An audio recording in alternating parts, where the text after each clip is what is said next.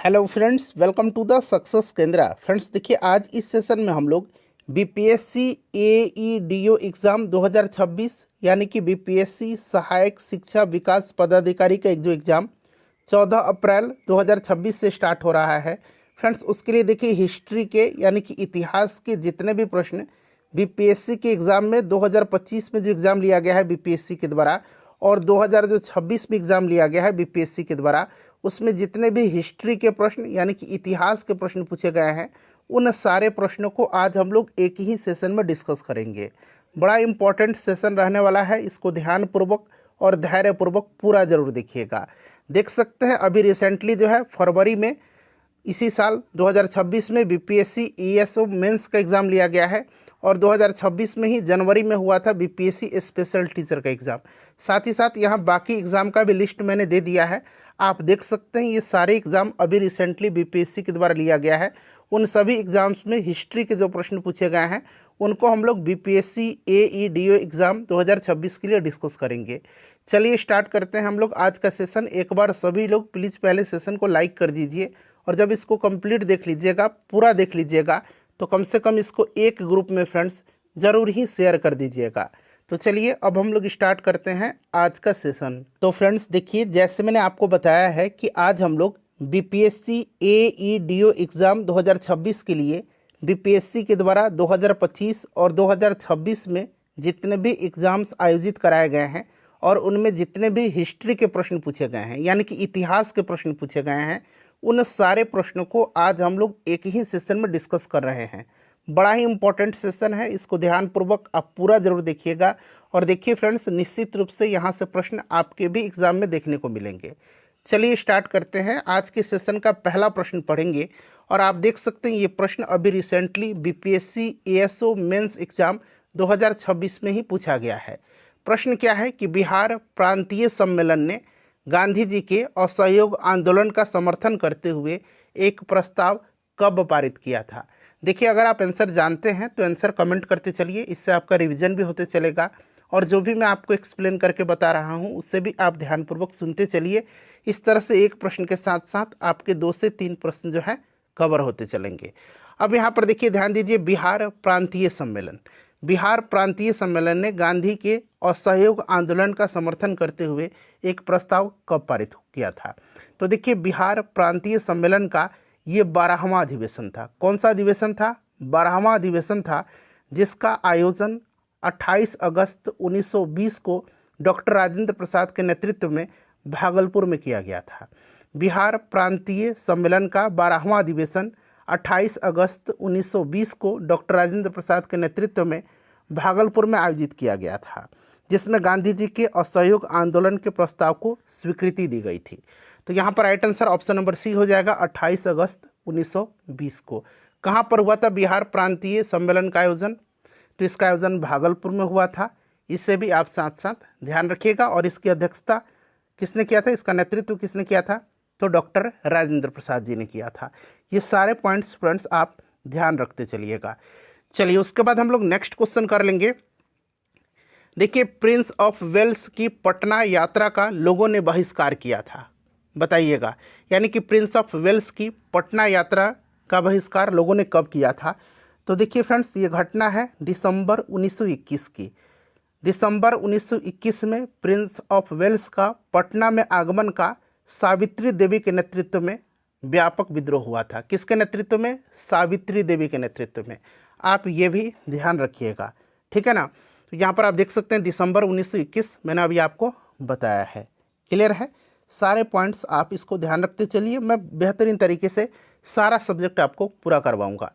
चलिए उसके बाद नेक्स्ट क्वेश्चन है कि निम्नलिखित में से देखिए, कौन खुदाई खिदमतगार संगठन का संस्थापक था? खुदाई खिदमतगार संगठन का। तो देखिए, इसका जो संस्थापक थे ये खान अब्दुल गफ्फार खान थे। उत्तर पश्चिम सीमा प्रांत में ये पश्तून स्वतंत्रता सेनानी खान अब्दुल गफ्फार खान, जो महात्मा गांधी के भी अनुयायी थे, इन्होंने ही इसकी स्थापना किया था, और इनको फ्रंटियर गांधी के नाम से भी जाना जाता है। तो ऑप्शन नंबर यहाँ पर ए हो जाएगा, खान अब्दुल गफ्फार खान ने खुदाई खिदमतगार संगठन का इन्होंने स्थापना किया था। चलिए उसके बाद देखिएगा, और ये प्रश्न जो है बीपीएससी स्पेशल टीचर के एग्ज़ाम में जनवरी 2026 में पेपर हुआ था, उसी में पूछा गया है। देखिए, किस वायसराय के काल के दौरान यूरोपीय सैनिकों ने भारत में तथाकथित श्वेत विद्रोह किया था? श्वेत विद्रोह। देखिए फ्रेंड्स, अगर हम बात करते हैं श्वेत विद्रोह के बारे में तो थोड़ा सा ध्यान रखिएगा। देखिए, ये हुआ था लॉर्ड रिपन के समय में। श्वेत विद्रोह, व्हाइट म्यूटिनी जिसको बोला जाता है, मुख्य रूप से ये इल्बर्ट बिल के विरोध में यूरोपीय लोगों के द्वारा किया गया एक नस्लीय और व्यापक आंदोलन था। ठीक है, और यह बिल भारतीय न्यायाधीशों को यूरोपीय अपराधियों के मुकदमे सुनने का अधिकार देता था, जिससे कि जो गोरे लोग थे उन्होंने अपनी प्रतिष्ठा के खिलाफ मान करके इसका भारी विरोध किया था, जिसके कारण लॉर्ड रिपन को झुकना भी पड़ा था। ये लॉर्ड रिपन के समय में हुआ था, ध्यान रखिएगा, लॉर्ड रिपन के समय में।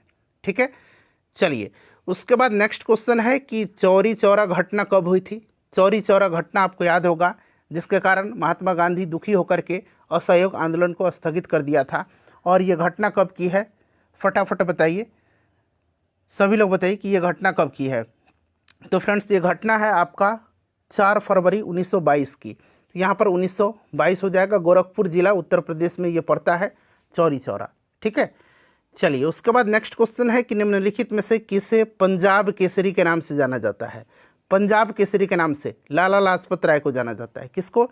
लाला लाजपत राय को। अच्छा, बिहार केसरी किसको कहा जाता है? बिहार केसरी। मैं जानना चाहता हूँ कि आप में से कितने लोगों को इसका आंसर पता है, कमेंट करके बताइएगा। बिहार केसरी किसको कहा जाता है? ठीक है, चलिए नेक्स्ट क्वेश्चन है कि भारतीय राष्ट्रीय सेना का गठन निम्नलिखित में से किस देश में किया गया था?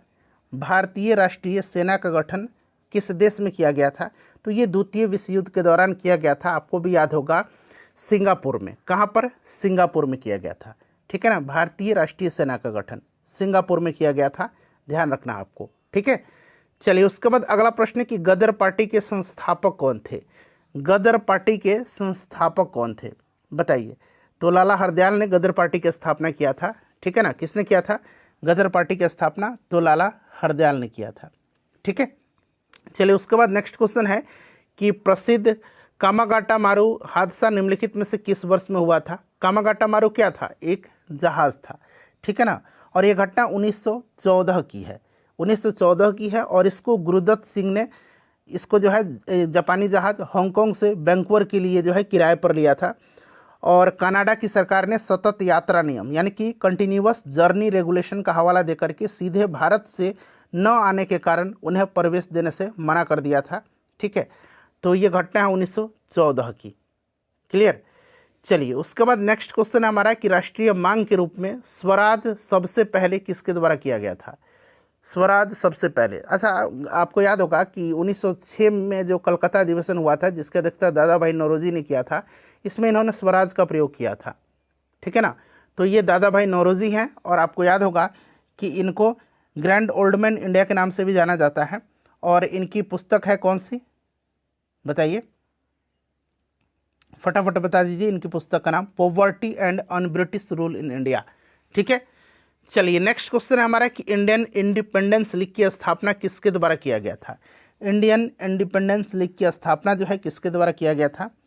तो फ्रेंड्स देखिए, इसकी स्थापना जो है ना, इंडियन इंडिपेंडेंस लीग की स्थापना, इसकी स्थापना किया गया था रास बिहारी बोस के द्वारा। ठीक है ना, रास बिहारी बोस के द्वारा। क्लियर, याद रखिएगा, इंडियन इंडिपेंडेंस लीग की स्थापना। चलिए उसके बाद नेक्स्ट क्वेश्चन है कि 1916 का कांग्रेस का जो अधिवेशन हुआ था, 1916 का वार्षिक कांग्रेस अधिवेशन कहाँ हुआ था? तो आपको भी पता है, यह अधिवेशन लखनऊ में हुआ था। ठीक है ना, तो यहाँ पर लखनऊ ऑप्शन में नहीं है, इसीलिए उपरोक्त में से कोई नहीं इसका करेक्ट आंसर हो जाएगा। जहाँ एक्सप्लेनेशन की आवश्यकता होगी वहाँ मैं आपको बताते चलूँगा। देखिए, डेक्कन कृषक राहत, इसका नाम यहाँ पर मैं लिख देता हूँ, डेक्कन कृषक राहत अधिनियम। ठीक है ना, कृषक राहत अधिनियम कब पारित किया गया था, ये आपसे पूछा गया है। तो देखिए, डेक्कन एग्रीकल्चरिस्ट रिलीफ एक्ट यानी कि डेक्कन कृषक राहत अधिनियम 1879 में पारित हुआ था, 1879 में पारित हुआ था। कब? 1879 में पारित हुआ था, इसको आप ध्यान रखिएगा। और यह जो है आपको याद होगा कि जो दक्कन दंगा हुआ था, उसके बाद किसानों को साहूकारों के शोषण से बचाने और उनकी जमीन हस्तांतरण को रोकने के उद्देश्य से इसको लाया गया था। अगला प्रश्न है हमारा कि किस तारीख को स्वदेशी आंदोलन की शुरुआत हुई थी? अच्छा, स्वदेशी आंदोलन की शुरुआत कब हुई थी? तो 7 अगस्त 1905 को यहाँ पर देखिए 7 अगस्त दिया गया है, 7 अगस्त 1905 को हुई थी। ठीक है, 7 अगस्त 1905 को स्वदेशी आंदोलन की शुरुआत हुई। कलकत्ता के टाउन हॉल में जो है आपको पता है कि एक सम्मेलन बुलाया गया था। चलिए, उसके बाद नेक्स्ट क्वेश्चन है कि Mohammedan Anglo oriental defence association का गठन कब हुआ था? Mohammedan Anglo oriental defence association का गठन कब हुआ था? बता दीजिए फटाफट, फटाफट बताइए। देखिए, Mohammedan Anglo oriental defence association, इसका गठन 1893 में हुआ था। कब? 1893 में हुआ था। और इसकी स्थापना सर सैयद अहमद खान ने अलीगढ़ के MAO कॉलेज के प्रिंसिपल थियोडोर बेक की सहायता से किया था। थियोडोर बेक की सहायता से, ठीक है ना, थियोडोर बेक की सहायता से इन्होंने किया था, 1893 में किया था। ठीक है फ्रेंड्स, और इस संस्था का मुख्य उद्देश्य मुसलमानों को कांग्रेस की राजनीति से दूर रखना और ब्रिटिश सरकार के प्रति वफादार बनाए रखना था। 1893 में, तो 1893 नहीं है, इसलिए ऑप्शन नंबर ई हो जाएगा, उपरोक्त में से कोई नहीं। नेक्स्ट क्वेश्चन है कि मानवतावाद एक क्रांतिकारी का विशेष गुण है, यह कहने का शौक किसे था? मानवतावाद एक क्रांतिकारी का विशेष गुण है, यह कहने का शौक किसको था? तो ये थे सूर्य सेन। सूर्य सेन, ठीक है ना, आपको याद होगा चिटगांव शस्त्रागार जो हुआ था, ये आपका सूर्य सेन। चलिए, उसके बाद देखिएगा कि 1906 में बंगाल का विभाजन या बिहार का विभाजन पुस्तिका का सहलेखक कौन था? तो देखिए फ्रेंड्स, ये जो पुस्तक है इसको लिखा था किसने? तो महेश नारायण और डॉक्टर सच्चिदानंद सिन्हा ने। ऑप्शन ए करेक्ट आंसर हो जाएगा। बिहार स्पेशल वाले सेशन में भी मैंने आपको ये कराया हुआ है। ठीक है, चलिए, उसके बाद देखिएगा कि भारत सरकार अधिनियम 1919 की किस धारा के तहत साइमन कमीशन की नियुक्ति की गई थी? बताइए। देखिए, भारत सरकार अधिनियम 1919, जिसको कि मॉन्टेग्यू चेम्सफोर्ड सुधार अधिनियम भी कहा जाता है, इसकी धारा कौन सी? 84A यानी कि सेक्शन 84A के तहत साइमन कमीशन की नियुक्ति की गई थी। ठीक है ना, और इस धारा में प्रावधान था कि अधिनियम लागू होने के 10 वर्ष के बाद एक सांविधिक आयोग, और यही सांविधिक आयोग जो था साइमन कमीशन यानी कि साइमन आयोग जो था, इसको नियुक्त किया जाएगा, जो भारत में संवैधानिक सुधारों की कामकाज की समीक्षा करेगा। ठीक है, इसको आप ध्यान रखिएगा। सर जॉन साइमन की नेतृत्व में जो है इसको शुरू किया गया था, और इसमें एक भी भारतीय सदस्य नहीं थे, इसलिए साइमन कमीशन को व्हाइटमैन कमीशन भी कहा जाता है। अगला प्रश्न हमारा कि किस अधिनियम द्वारा बर्मा यानी कि अब ये म्यांमार कहलाता है, इसको ब्रिटिश भारत से अलग किया गया था? आपको याद होगा 1935 भारत सरकार अधिनियम के द्वारा। नेक्स्ट क्वेश्चन है कि कौन सी समिति भारतीय राज्य समिति के नाम से जानी जाती है? भारतीय राज्य समिति के नाम से जानी जाती है, ध्यान रखना है, जिसे ब्रिटिश सरकार ने 1927 में ब्रिटिश राज और भारत में रियासतों के शासकों के बीच संबंधों की जांच करने के लिए नियुक्त किया था।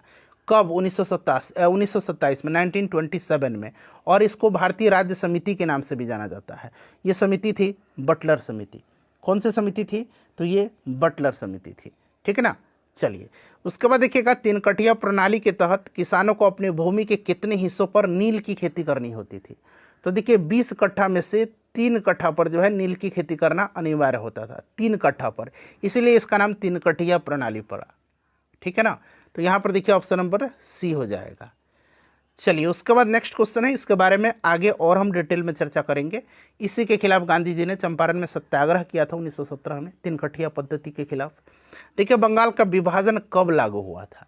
लागू पूछा गया है, तो ये लागू हो गया था 16 अक्टूबर 1905 को। ठीक है फ्रेंड्स। चलिए, नेक्स्ट क्वेश्चन है हमारा कि परमहंस मंडली की स्थापना किसके द्वारा किया गया था? परमहंस मंडली, ये लिखा गया है परमहंस मंडली। ठीक है ना, परमहंस मंडली की स्थापना किसके द्वारा किया गया था? तो देखिए, परमहंस मंडली की स्थापना जो है ना, ये 1849 में, याद रखिएगा 1849 में बम्बई यानी कि महाराष्ट्र में बात करते हैं। ठीक है ना, मुख्य रूप से दादोबा पांडुरंग, दुर्गाराम मेहता जी और उनके मित्रों के समूह के द्वारा किया गया था। तो नाम 2 याद रखना है, एक तो दादोबा पांडुरंग, यहाँ पर देखिए दादोबा और पांडुरंग तो आपको दिख ही रहा है, दादोबा पांडुरंग और दुर्गाराम मेहता जी, ये 2 नाम आप जरूर याद रखिएगा। इन्हीं के द्वारा परमहंस मंडली की स्थापना 1849 में महाराष्ट्र में बम्बई में हुआ था, और यह एक गुप्त सामाजिक धार्मिक संस्था थी जो एकेश्वरवाद, जाति उन्मूलन, विधवा पुनर्विवाह और महिला शिक्षा के लिए कार्य किया करती थी। ठीक है, चलिए, तो ऑप्शन ए यहाँ पर दादोबा पांडुरंग दिया गया है। आपको दुर्गाराम मेहता जी का भी नाम याद रखना है। चलिए, कुका आंदोलन के संस्थापक कौन थे? कुका आंदोलन ये पंजाब में हुआ था। राम सिंह यहाँ पर करेक्ट आंसर हो जाएगा। नेक्स्ट क्वेश्चन है कि किसने कहा था कि हमने स्वयं को अग्नि में धकेल दिया है? किसने कहा था कि हमने स्वयं को अग्नि में धकेल दिया है, या तो हम इसमें से सफलतापूर्वक बाहर आएंगे अथवा इसी में हम समाप्त हो जाएंगे? ये स्टेटमेंट किसका है? तो ये पंडित जवाहरलाल नेहरू का है। ठीक है, चलिए उसके बाद देखिए, सरदार वल्लभ भाई पटेल को सरदार की उपाधि जो है किसने दिया था? तो बारदोली की महिलाओं ने उस समय दिया था, बारदोली सत्याग्रह के दौरान। यहाँ पर देखिए ऑप्शन यहाँ पर बी करेक्ट आंसर हो जाएगा। चलिए, उसके बाद नेक्स्ट क्वेश्चन है कि महात्मा गांधी ने अपने सत्याग्रह रूपी अस्त्र का जो है, सत्याग्रह रूपी अस्त्र का प्रथम प्रयोग कहाँ पर किया था? तो आपको पता है कि सत्याग्रह का सर्वप्रथम प्रयोग इन्होंने दक्षिण अफ्रीका में किया था और भारत में 1917 में चंपारण में किया था। तो दक्षिण अफ्रीका के ट्रांसवाल में इन्होंने किया था। नेक्स्ट क्वेश्चन हमारा कि बंकिम चंद्र चट्टोपाध्याय के उपन्यास आनंद मठ का कथानक किस विद्रोह पर आधारित है? तो ये आपको भी पता होगा किस पर आधारित है फ्रेंड्स, तो ये सन्यासी विद्रोह पर है ना। चलिए, नेक्स्ट क्वेश्चन है किस भारतीय नेता ने the economic history of India पुस्तक लिखी है? तो इसको आर.सी. दत्ता ने लिखा है। ऑप्शन ए याद रखिएगा, the economic history of India. चलिए, उसके बाद देखिएगा कि अहमदाबाद टेक्सटाइल लेबर एसोसिएशन की स्थापना कब और किसके द्वारा किया गया था? Ahmedabad textile labour association, textile यहाँ मैं लिख देता हूँ, textile labour association, Ahmedabad textile labour association की स्थापना कब और किसके द्वारा किया गया था? तो महात्मा गांधी जी के द्वारा 1918 में। तो यहाँ पर ऑप्शन नंबर ए में महात्मा गांधी और 1918 दिया गया है। चलिए, उसके बाद देखिए, इंडिया हाउस से कौन जुड़े थे? इंडिया हाउस से कौन जुड़े थे? तो इंडिया हाउस की स्थापना 1905 में श्यामजी कृष्ण वर्मा ने किया था, लंदन में। तो यहाँ पर आप देख सकते हैं श्यामजी कृष्ण वर्मा दिया गया है ऑप्शन नंबर सी में। ठीक है, चलिए अब अगला प्रश्न कर लेंगे। प्रथम आंग्ल मैसूर युद्ध जो 1767 से 1769 तक अंग्रेजों और हैदर अली के बीच लड़ा गया था, उसका समापन निम्नलिखित में से किस समझौते यानी कि किस संधि के साथ हुआ? अब देखिए, आपको याद रखना है कि प्रथम आंग्ल मैसूर युद्ध हुआ था कब?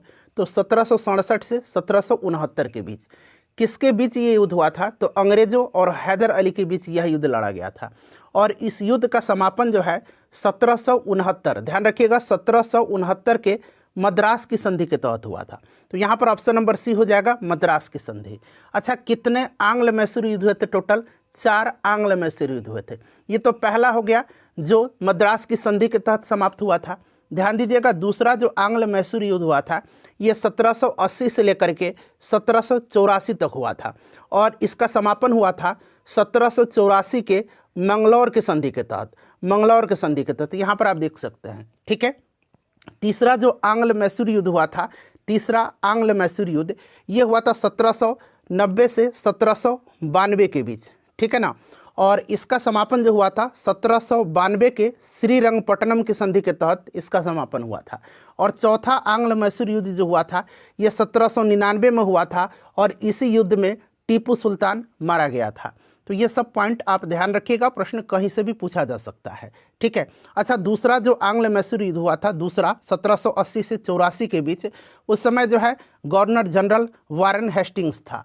ठीक है ना। तीसरा जो आंग्ल मैसूर युद्ध हुआ था उस समय गवर्नर जनरल लॉर्ड कॉर्नवालिस था और जो चौथा हुआ था उस समय गवर्नर जनरल लॉर्ड बेलेजली था। तो सारे पॉइंट्स को आप ध्यान रखिएगा। अच्छा, दूसरा जो आंग्ल मैसूर युद्ध हुआ था उसी में जो है ये हैदर अली था, उसकी मृत्यु हुई थी दूसरे आंग्ल मैसूर युद्ध के समय, और टीपू सुल्तान की मृत्यु चौथे आंग्ल मैसूर युद्ध के समय 1799 में हुई थी। ठीक है, देखिए फ्रेंड्स, इस तरह के सेशन बनाने में 5 से 6 घंटे का मेरा महत्वपूर्ण समय लगता है। सो प्लीज़ फ्रेंड्स, सेशन को लाइक ज़रूर करें और कम से कम एक ग्रुप में इसको ज़रूर शेयर करिएगा। देखिए, कुंवर सिंह ने किस अंग्रेज कप्तान के खिलाफ अपना अंतिम युद्ध लड़ा था, बताइए। देखिए, कुंवर सिंह ने किस अंग्रेज कप्तान के खिलाफ अपना अंतिम युद्ध लड़ा था, तो फ्रेंड्स ये लिग्रांड है, लिग्रांड के खिलाफ लड़ा था इन्होंने। Option number A right answer हो जाएगा। अच्छा, कुंवर सिंह के बारे में प्रश्न बीपीएससी पूछता है कि बिहार में 1857 की क्रांति का नेतृत्व किन्होंने किया था, तो आपको याद रखना है वीर कुंवर सिंह ने। ठीक है ना, और इन्होंने कहा भी था कि मैं जहाँ भी रहूँ जगदीशपुर वहीं है। ठीक है, और इनकी मृत्यु भी पूछा गया है बीपीएससी टीआरई के एग्जाम में कि कब हुआ था। तो आपको याद रखना है 26 अप्रैल 1858 को इनका देहावसान हुआ था। ठीक है ना, इनका देहांत हुआ था। तो ये भी आप ध्यान रखिएगा। चलिए, उसके बाद देखिए पूछा गया है कि निम्नलिखित में से किस भारत सरकार अधिनियम यानी कि भारतीय परिषद अधिनियम ने 3 अलग अलग प्रेसिडेंसी मद्रास, बम्बई और बंगाल को एक सामान्य प्रणाली में लाया। काफ़ी अच्छा प्रश्न है और यहाँ से प्रश्न जो है आपके पेपर में निश्चित रूप से इस तरह से बनेंगे। ठीक है ना, क्योंकि 100 नंबर का जीके जीएस जो है आपके पेपर में पूछा जाएगा। तो इस तरह के प्रश्न की संभावनाएं हैं कि यहाँ से इस तरह के प्रश्न आपके एग्जाम में बनेंगे। देखिए, भारतीय परिषद अधिनियम 1861, ध्यान रखिएगा, भारतीय परिषद अधिनियम 1861 ने मद्रास, बम्बई और बंगाल के तीनों अलग अलग प्रेसिडेंसी को एक सामान्य प्रशासनिक प्रणाली में लाया। ठीक है ना, और देखिए इस अधिनियम के तहत ब्रिटिश शासन ने भारत के प्रशासनिक तंत्र को केंद्रीयकृत करने की दिशा में एक महत्वपूर्ण कदम बढ़ाया। अच्छा, एक प्रश्न और पूछा जाता है कि किस अधिनियम द्वारा मद्रास और बम्बई की विधायी शक्तियों के विकेंद्रीकरण की प्रक्रिया शुरू हुई थी। तो अभी मैंने बताया था कि इस अधिनियम के तहत जो है अंग्रेजों ने, ब्रिटिश शासन ने भारत के प्रशासनिक तंत्र को केंद्रीकृत करने की दिशा में महत्वपूर्ण कदम उठाए थे। तो अगर ये भी प्रश्न पूछेगा कि किस अधिनियम के द्वारा मद्रास और बम्बई की विधायी शक्तियों के विकेंद्रीकरण की प्रक्रिया शुरू हुई, तो याद रखिएगा भारतीय परिषद अधिनियम 1861। ठीक है, चलिए, इसी प्रकार से मैं सारा सब्जेक्ट आपको कवर करवाऊंगा। देखिए, गुप्त साम्राज्य के दौरान ऊपरी करा शब्द का प्रयोग किसके लिए किया जाता था? अब देखिए, ऊपरी करा शब्द का प्रयोग बताइए। तो फ्रेंड्स, ये किया जाता था सभी विषयों पर लगाया गया एक अतिरिक्त कर। Option number B correct answer हो जाएगा। ऊपरी करा शब्द का प्रयोग किया जाता था सभी विषयों पर लगाया गया एक अतिरिक्त कर के लिए। ठीक है, ध्यान रखिएगा, ऊपरी करा शब्द। चलिए, ये संबंधित है गुप्त साम्राज्य से। उसके बाद देखिए अगला प्रश्न है, ये स्टेटमेंट देकर के पूछा गया है कि निम्नलिखित में से जो है कथन दिया गया है, यहाँ पर विचार करना है। बिहार में मौर्य काल के बारे में निम्नलिखित कथनों पर विचार करें और सही आंसर आपको चुन करके यहाँ पर बताना है। 3 स्टेटमेंट दिया गया है, ऊपर दिए गए कथनों में से कितने सही हैं ये पूछा जा रहा है, बताइए। तो यहाँ पर आप देखेंगे, सभी स्टेटमेंट पढ़िएगा कि चंद्रगुप्त मौर्य ने नंद वंश को उखाड़ फेंक करके मौर्य साम्राज्य की स्थापना किया था। ये आप बिल्कुल जानते हैं कि नंद वंश के आखिरी शासक धनानंद को पराजित करके चंद्रगुप्त मौर्य ने मौर्य वंश की स्थापना किया था। और अशोक के शिलालेख जो बिहार में व्यापक रूप से पाए जाते हैं, अहिंसा और सहिष्णुता पर आधारित हैं, धर्म की एक नीति को बढ़ावा देते हैं, ये भी सही है। और एक यूनानी राजदूत मेगास्थनीज जो बिंदुसार के शासनकाल के दौरान पाटलिपुत्र का दौरा किया था, यह स्टेटमेंट गलत है चंद्रगुप्त के समय में। ठीक है ना, तो मेगास्थनीज जो आया था ये बिंदुसार के समय में पाटलिपुत्र का दौरा नहीं किया था, चंद्रगुप्त के समय में। तो कितने स्टेटमेंट सही हो गए? 2 स्टेटमेंट। तो यहाँ पर आप देख सकते हैं केवल 1 और 2 यहाँ पर करेक्ट हो जाएगा।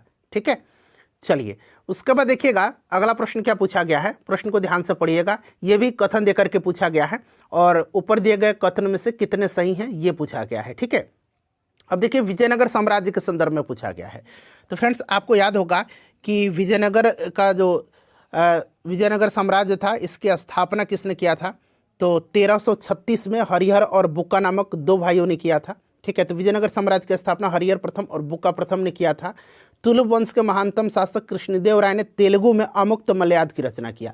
बिल्कुल, इन्होंने जो है तेलुगु में अमुक्त मलयाद की रचना किया था। और संस्कृत में जाम्बवती कल्याणम का, ठीक है ना, संस्कृत में जाम्बवती कल्याणम का रचना इन्होंने किया था कृष्णदेव राय ने। तो ये भी याद रखिएगा, जाम्बवती कल्याणम की रचना इन्होंने संस्कृत में किया था और अमुक्त मलयाद की रचना इन्होंने तेलुगु में किया था। इनकी एक और रचना याद रखिएगा, उषा परिणय, ये भी जो है कृष्णदेव राय की रचना है, उषा परिणय। ठीक है, तो ये भी आप ध्यान रखिएगा, नया पॉइंट आपके लिए हो सकता है।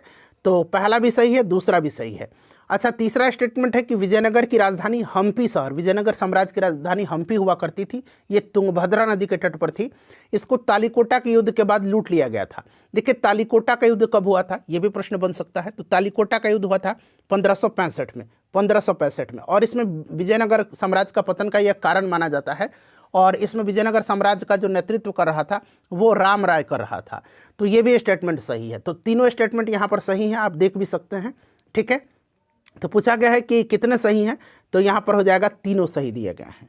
ठीक है, चलिए, उसके बाद हम लोग नेक्स्ट क्वेश्चन कर लेंगे। अगला प्रश्न है कि शाहजहां का प्रसिद्ध मयूर सिंहासन 1739 में किसके द्वारा ले जाया गया था? तो आपको याद होगा कि 1739 में जो है नादिर शाह ने जो है आक्रमण किया था। और उस समय मुगल शासक कौन था? मोहम्मद शाह था। मोहम्मद शाह रंगीला इसको कहा जाता है। तो यहाँ पर आप देख सकते हैं, और इसी ने जो है प्रसिद्ध मयूर सिंहासन जो था, तख्ते ताउस था, और कोहिनूर हीरा लेकर के ये ईरान लौट गया। ईरान का नेपोलियन भी नादिर शाह को कहा जाता है, याद रखिएगा। तो राइट आंसर यहाँ पर हो जाएगा फारसी आक्रमणकारी नादिर शाह। ठीक है, चलिए उसके बाद नेक्स्ट क्वेश्चन कर लेंगे कि कांग्रेस में किस भारतीय नेता ने प्रथम बार उदारवादियों पर सुरक्षित वाल्व सिद्धांत का प्रयोग करने का आक्षेप लगाया है? बताइए राइट आंसर क्या हो जाएगा। सुरक्षा वाल्व सिद्धांत के आधार पर भारतीय राष्ट्रीय कांग्रेस की स्थापना ब्रिटिश सरकार को खतरों से बचाने के लिए की गई थी। यह विचार जो है लाला लाजपत राय का है। तो यहाँ पर ऑप्शन नंबर 1 करेक्ट आंसर हो जाएगा लाला लाजपत राय। ठीक है, चलिए लाला लाजपत राय ध्यान रखिएगा आप। उसके बाद देखिए अगला प्रश्न है कि दिल्ली के उसके राजकीय प्रवेश के अवसर पर किस वायसराय पर एक बम फेंका गया था? ये पूछा गया है कि किस वायसराय पर एक बम फेंका गया था दिल्ली में उसके राजकीय प्रवेश पर। अच्छा क्वेश्चन है। तो आपको याद होगा फ्रेंड्स, ये फेंका गया था लॉर्ड हार्डिंग द्वितीय के समय में, मतलब उसी पर फेंका गया था, लॉर्ड हार्डिंग द्वितीय पर। अच्छा, लॉर्ड हार्डिंग द्वितीय आपको याद होगा, लॉर्ड हार्डिंग द्वितीय के बारे में थोड़ा सा जान लीजिएगा। ठीक है ना। देखिए लॉर्ड हार्डिंग द्वितीय के समय में जो है बंगाल विभाजन को रद्द किया गया था और राजधानी को कलकत्ता से दिल्ली स्थानांतरित करने की घोषणा किया गया था 1912 में, और फाइनली 1913 में जो है राजधानी दिल्ली बनी थी। ठीक है, और 23 दिसंबर 1912 की यह घटना है जब इस पर बम फेंका गया था। 23 दिसंबर 1912 को लॉर्ड हार्डिंग पर दिल्ली में बम फेंका गया था, और इसके लिए अनुशीलन समिति उत्तरदायी था। हार्डिंग बम कांड दिल्ली षड्यंत्र के रूप में प्रसिद्ध है। ठीक है ना। और इसमें 13 व्यक्तियों को जो है अभियुक्त बनाया गया था, जिसमें अमीन चंद्र, दीनानाथ, बाल मुकुंद, उसके बाद देखिए बालराज मैला, वसंत कुमार, ये सब और भी लोग थे इसमें। ठीक है, और औध बिहारी को भी इसमें गिरफ्तार किया गया था। इसमें 4 लोगों को फांसी दी गई थी, ये भी आप ध्यान रखिएगा।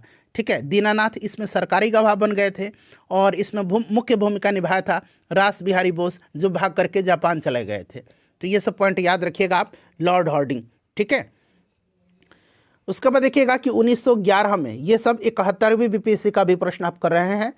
1911 में कैलिफोर्निया विश्वविद्यालय में भारतीय दर्शन शास्त्र के प्रोफेसर बनने का किसे अवसर मिला? किसे अवसर मिला ये पूछा जा रहा है। तो फ्रेंड्स ये मिला था लाला हरदयाल को, लाला हरदयाल। ठीक है, ध्यान रखिएगा, गद्दर पार्टी की स्थापना इन्होंने किया था। उसके बाद देखिएगा MAO कॉलेज, अलीगढ़ मुस्लिम ओरिएंटल कॉलेज है। ठीक है ना, MAO Aligarh Anglo oriental college. ठीक है, के प्रधानाचार्य का नाम बताइए जिसने 19वीं सदी के अंतिम दशकों में मुस्लिम सांप्रदायिकता को बढ़ावा दिया। बताइए ये कौन है? तो फ्रेंड्स ये है थियोडर बैक। याद रखिएगा, थियोडर बैक। हो सकता है कि ये प्रश्न हूबहू पूछ लिए जाए आपके पेपर में। चलिए बीपीएससी AEDO के लिए हम लोग ये हिस्ट्री का महामैराथन कर रहे हैं। बीपीएससी के द्वारा 2025 में जितने भी एग्जाम लिए गए हैं उनमें जितने भी हिस्ट्री के प्रश्न पूछे गए हैं उनको हम लोग डिस्कस कर रहे हैं। अब देखिए ये प्रश्न बीपीएससी ने डिलीट कर दिया है। क्यों इसको डिलीट कर दिया है? क्योंकि बीपीएससी ने तर्क दिया है कि यहाँ पर द नहीं होगा, सिर्फ होगा यंग इंडिया। तो ये द वर्ड लगा हुआ है ना, इसी के कारण इसको डिलीट किया गया। तो यंग इंडिया एक राष्ट्रीय पत्र किसने प्रारंभ किया था? तो आपको याद है, महात्मा गांधी ने। चलिए उसके बाद देखिए अगला प्रश्न है कि किस कमीशन ने सभी राजनीतिक समूहों और दलों के किसी भी भारतीय सदस्य को शामिल नहीं करने के कारण बेचैनी को बल मिला? तो आपको पता है कि कौन सा ऐसा कमीशन है जिसमें एक भी भारतीय नहीं था? तो ये आपका साइमन कमीशन था। ठीक है ना, इसको व्हाइटमैन कमीशन भी कहा जाता है, साइमन कमीशन। ठीक है, आपको याद होगा साइमन कमीशन है ये। क्लियर, याद रखिएगा, साइमन कमीशन हो जाएगा। अच्छा, साइमन कमीशन की अगर हम बात करते हैं तो साइमन कमीशन 3 फरवरी 1928 को भारत आया था। ठीक है ना, और 27 मई 1930 को इसने अपनी रिपोर्ट प्रस्तुत किया था। उसके बाद देखिए अगला प्रश्न है कि किसने आज़ाद हिंद फौज का नेतृत्व संभाला और चलो दिल्ली की प्रसिद्ध लड़ाई का नारा दिया था? तो चलो दिल्ली का नारा किसने दिया था बता दीजिए फ्रेंड्स। तो ये सुभाष चंद्र बोस ने दिया था। ठीक है ना, सुभाष चंद्र बोस यहाँ पर करेक्ट आंसर हो जाएगा। चलिए उसके बाद देखिएगा कि हम या तो भारत को स्वतंत्र करेंगे, हम या तो भारत को स्वतंत्र करेंगे या अभियान में मर जाएंगे, यानी कि करो या मरो, डू और डाई का नारा है। ये किसने दिया था? तो महात्मा गांधी जी ने दिया था भारत छोड़ो आंदोलन के समय में। ठीक है, चलिए अगला प्रश्न है कि किसने बांटो और छोड़ो के नारे को बुलंद किया था। किसने बांटो और छोड़ो के नारे को बुलंद किया था। आप देख सकते हैं नारा भी पूछा गया है, 3 नारे हो गए, चलो दिल्ली, डू और डाई और बांटो और छोड़ो का नारा। तो ये मोहम्मद अली जिन्ना का है। ठीक है, चलिए उसके बाद नेक्स्ट क्वेश्चन है कि किस अधिनियम ने भारत की विभाजन के लिए 2 नए स्वतंत्र भारत और पाकिस्तान राज्यों को मूर्ति रूप दिया था। बताइए किस अधिनियम के तहत भारत और पाकिस्तान 2 स्वतंत्र देश बने थे। तो ये भारतीय स्वतंत्रता अधिनियम है 1947। ठीक है, चलिए उसके बाद देखिएगा कि किस कांग्रेसी नेता ने 1918 में बिहार की यात्रा की ताकि होम रूल लीग की गतिविधियों को बल मिल सके। 1918 में किस कांग्रेसी नेता ने बिहार की यात्रा किया था ताकि होम रूल लीग की गतिविधियों को बल मिल सके। तो ये क्या थे, एनी बेसेंट ने। 1918 में एनी बेसेंट 2 बार पटना आई थी, 2 बार ये पटना आई हुई थी, ये भी आप ध्यान रख सकते हैं। 2 बार ये पटना आई हैं एनी बेसेंट। ठीक है, 18 अप्रैल और 25 जुलाई 1918 को। चलिए उसके बाद देखिए चंपारण कृषि कमेटी, चंपारण एग्रेरियन कमेटी की नियुक्ति किसके बीच समझौता हुआ था। बताइए 1917 का जो चंपारण सत्याग्रह हुआ था उसकी एक विशेष सफलता का ये परिणाम है। और ये जो है गांधी जी और किसके बीच हुआ था। बताइए भारतीय सरकार और गांधी जी के बीच हुआ था। ठीक है, चंपारण कृषि कमेटी का गठन। तो ये भी आप ध्यान रखिएगा। ठीक है, चलिए उसके बाद देखिए अगला प्रश्न है कि बिहार में किसान सभा का प्रमुख नेता कौन था। बिहार में किसान सभा का प्रमुख नेता तो स्वामी सहजानंद सरस्वती हैं। कौन है, स्वामी सहजानंद सरस्वती हैं। याद रखिएगा 1929 में इन्होंने बिहार प्रांतीय किसान सभा का गठन किया था। ठीक है, और ध्यान रखिएगा 1922 में श्री कृष्ण सिंह और शाह मोहम्मद जुबैर ने मुंगेर में जो है किसान सभा का गठन किया था। चलिए उसके बाद देख लीजिएगा अगला प्रश्न है कि विक्रम पुलिस थाने के अंतर्गत, ध्यान से पढ़िएगा, विक्रम पुलिस थाने के अंतर्गत राष्ट्रीय ध्वज को फहराते समय किसको मार दिया गया था। विक्रम पुलिस थाने के अंतर्गत राष्ट्रीय ध्वज फहराते समय किसको मार दिया गया था। तो देखिए दरअसल ये घटना है कब की, तो ये 1942 की घटना है। 10,000 लोग जमा हो गए थे विक्रम थाने की ओर और अंग्रेज़ों ने उन पर गोलियां बरसा करके रोका था। ठीक है, और इनमें से जो नाम पूछा गया है विक्रम पुलिस थाने में, तो ये कौन थे, तो इनका नाम है रघुनाथ सिंह नहीं नाम है, इनका नाम क्या है, इनका नाम है रंगनाथ। ठीक है ना, इनका नाम है रंगनाथ, बट यहाँ पर रघुनाथ लिख दिया है ना, इसीलिए इसका आंसर बीपीएससी ने उपरोक्त में से कोई नहीं माना है। आपको नाम रंगनाथ याद रखना है, गोराखड़ी के रंगनाथ। ठीक है ना, गोराखड़ी के रंगनाथ, क्लियर, गोराखड़ी के रंगनाथ।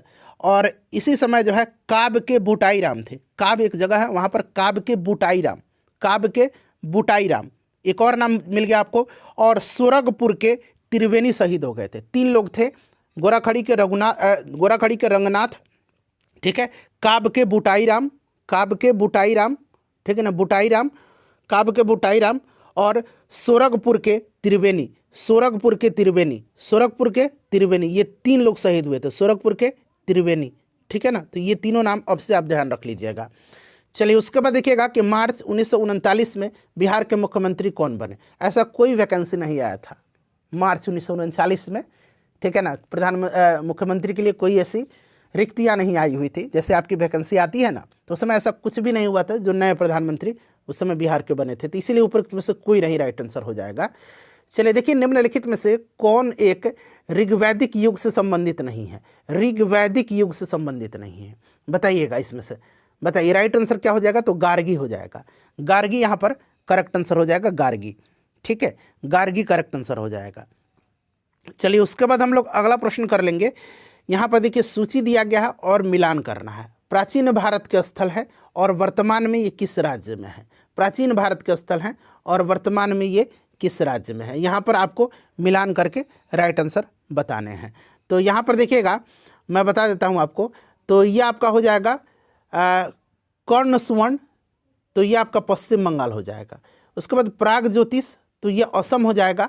गिरनार हो जाएगा आपका गुजरात में और प्रतिष्ठान हो जाएगा महाराष्ट्र में। तो यहाँ पर 3, 4, 2, 1 राइट आंसर हो जाएगा। ठीक है ना, 3, 4, 2, 1 यहाँ पर करेक्ट आंसर हो जाएगा। तो इसको आप ध्यान रखिएगा। ठीक है, चलिए उसके बाद हम लोग अगला प्रश्न कर लेंगे।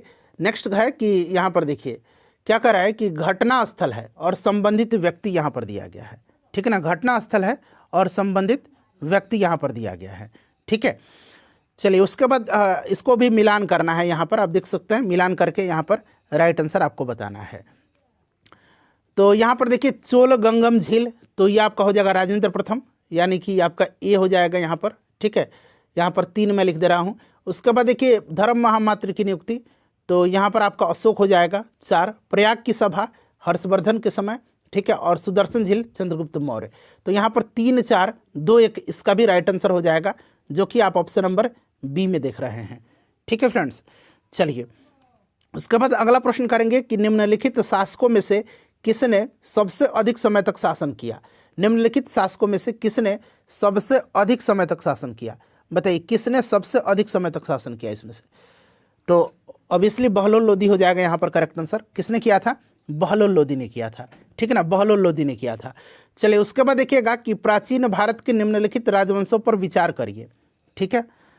और यहाँ पर आपको राजवंश का नाम दिया गया और कह रहा है कि निम्नलिखित में से उनके शासन का सही कालानुक्रम क्या है, बताइए यहाँ पर राइट आंसर क्या हो जाएगा। अब यहाँ पर आप लोगों को जो है मिलान करना है, ठीक है ना, मिलान करके यहाँ पर आप मिलान नहीं करना है, यहाँ पर आपको बताना है। तो सबसे पहले मौर्य हो जाएगा, निश्चित रूप से सबसे पहले क्या हो जाएगा, सबसे पहले आपका मौर्य हो जाएगा, ठीक है। उसके बाद शुंग हो जाएगा, उसके बाद आपका कन्व हो जाएगा, फिर कुषाण हो जाएगा, ठीक है।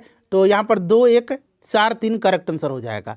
सबसे पहले आपका मौर्य, फिर आपका हो जाएगा कौन सा, शुंग, फिर आपका कन्व और फिर आपका हो जाएगा कुषाण, ठीक है। तो राइट आंसर यहाँ पर 2, 1, 4, 3 हो जाएगा। देखिए कहीं आंसर में मैं त्रुटि कर देता हूँ ना टिक लगाने पर, तो आप लोग सुधार करके क्वेश्चन नंबर लिख करके मुझे जरूर बताइएगा। देखिए निम्नलिखित में से कौन सी जो है एक तुलसीदास द्वारा नहीं लिखी गई है, ध्यान से पढ़िएगा, तुलसीदास द्वारा नहीं लिखी गई है। तो इसमें से तुलसीदास के द्वारा नहीं लिखी गई है ये पूछा जा रहा है। तो इसमें से आपका हो जाएगा साहित्य लहरी। कौन सा हो जाएगा, साहित्य लहरी। साहित्य लहरी जो है ना ये सूरदास की है, सूरदास की रचना है, सूरदास की रचना है साहित्य लहरी। तो ये तुलसीदास के द्वारा नहीं लिखी गई है, ठीक है। चलिए उसके बाद देखिएगा फिर से मिलान करना है यहाँ पर, ठीक है फ्रेंड्स।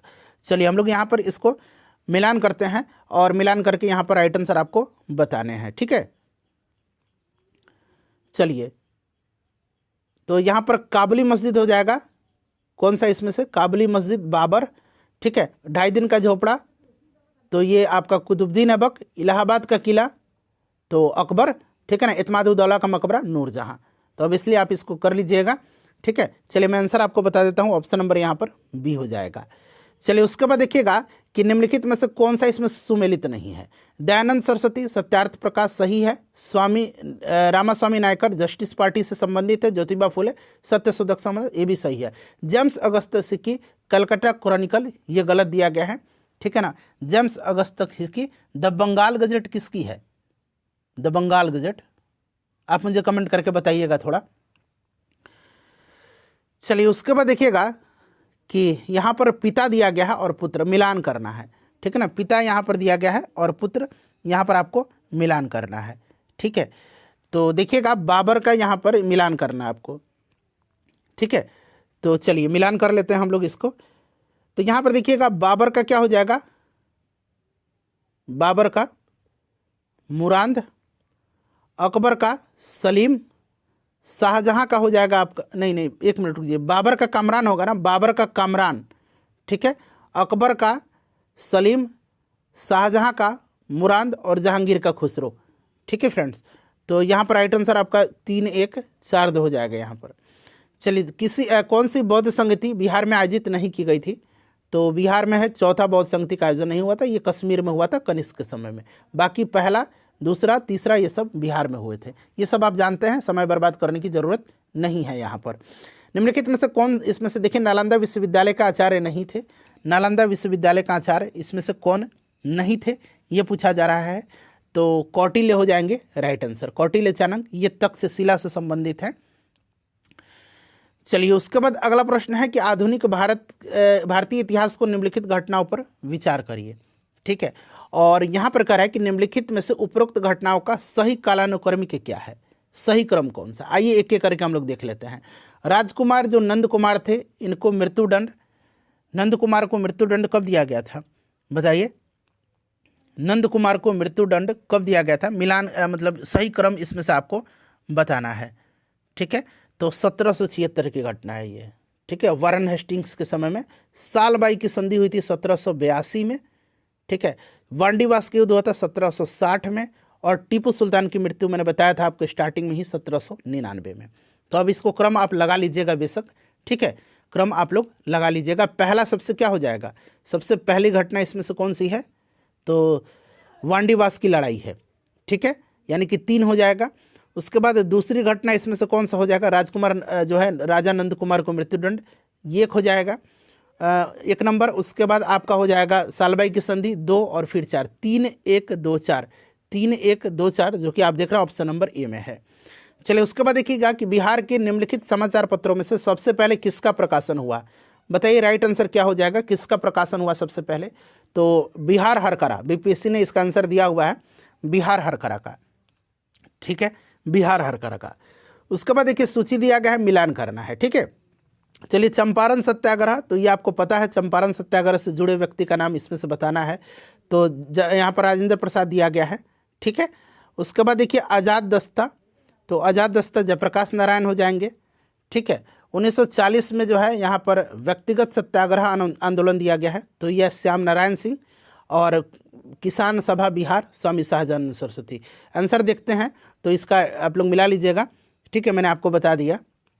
अब देखिए ये प्रश्न पढ़िएगा, ये एलडीसी मेंस में पूछा गया है कि दिल्ली सल्तनत में शासन करने वाले गुलाम, खिलजी, तुगलक, सैयद और लोदी, ये आपको 5 वंश का नाम याद रखना है।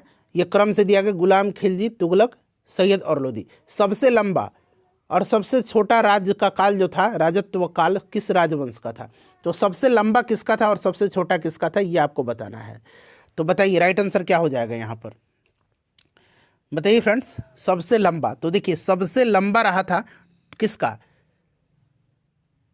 किसका रहा था बताइए फटाफट, तुगलक का, ठीक है ना, तुगलक का 1320 से 1398 तक कार्यकाल रहा था तुगलक वंश का। और सबसे कम खिलजी का रहा था 1290 से 1320 तक, ठीक है। तो ये आप ध्यान रख लीजिएगा, ऑप्शन नंबर बी हो जाएगा।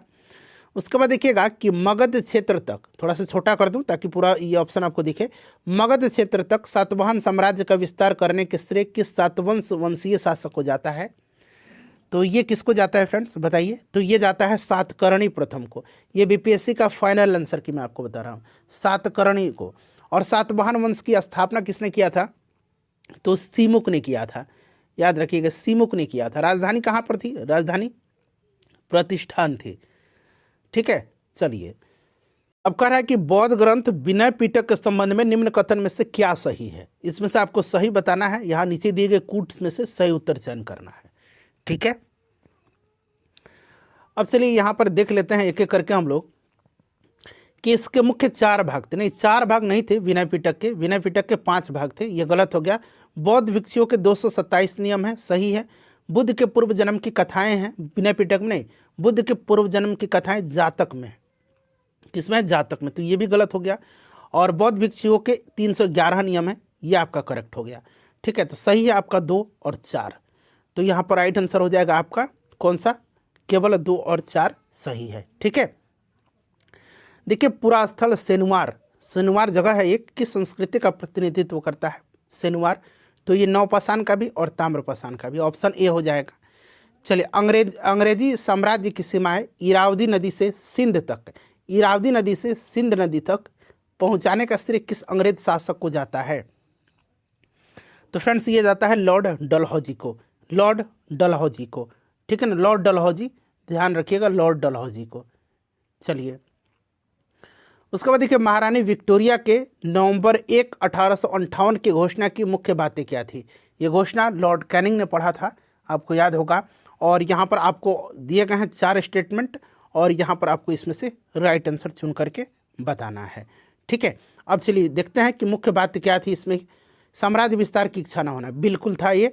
धार्मिक सहिष्णुता भी था, देसी शासकों को, नवाबों को पूर्ण स्वतंत्रता नहीं थी, विद्रोहियों को क्षमादान देना भी नहीं था। बट ये इंपॉर्टेंट है, साम्राज्य विस्तार की इच्छा न होना और धार्मिक सहिष्णुता, ठीक है। और आखिरी विस्तार आपने 1885 में डफरिन के समय में जो है म्यांमार को मिलाया गया था, ये आपको याद होगा। चलिए उसके बाद देखिएगा तो राइट आंसर यहाँ पर 1, 2 हो जाएगा।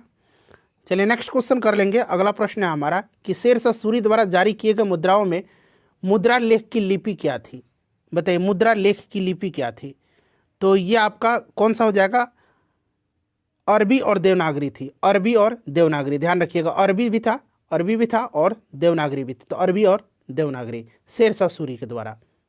नेक्स्ट क्वेश्चन है कि मुगल शासन व्यवस्था में मुहतसिब, इस तरह से आपने पढ़ा होगा, लूसेंट वगैरह में आपने मुहतसिब भी पढ़ा होगा, ठीक है ना। मुहतसिब जो है नामक अधिकारी को औरंगजेब ने किस विशेष कार्य के लिए नियुक्त किया था। देखिए मुहतसिब के अलग अलग कार्य थे। अभी आपने जो है पढ़ा होगा मुहतसिब क्या था, तो ये आम जनता को दुष्चरित्र से ये बचाता था, ठीक है। उसके बाद आपने और भी पढ़ा होगा, जैसे कि ये जूते हुए खेत का प्रतिबंध करता था, जुए के खेल का, जूते हुए खेत नहीं, जुए के खेल को प्रतिबंध करता, मतलब जितने भी जो दुराचरण थे उन पर ये रोक लगाता था। सार्वजनिक सदाचार की देखभाल करता था, शराब भांग के उपयोग पर रोक लगाता था, ये सब था। और साथ ही साथ अभी औरंगजेब के समय में, चूंकि यहाँ पर जोर दिया गया है, आप देख सकते हैं औरंगजेब के समय में, तो औरंगजेब के समय में इसका कार्य था बादशाह के आदेश से मंदिरों को तोड़वाना, बादशाह के आदेश से मंदिरों को तोड़वाना, मंदिरों को नष्ट करने के लिए औरंगजेब के समय में। बाकी समय में आपने देखा होगा कि शरीयत के प्रतिकूल कार्य करने वालों को रोकना, जितने भी गलत काम थे उनको रोकना था।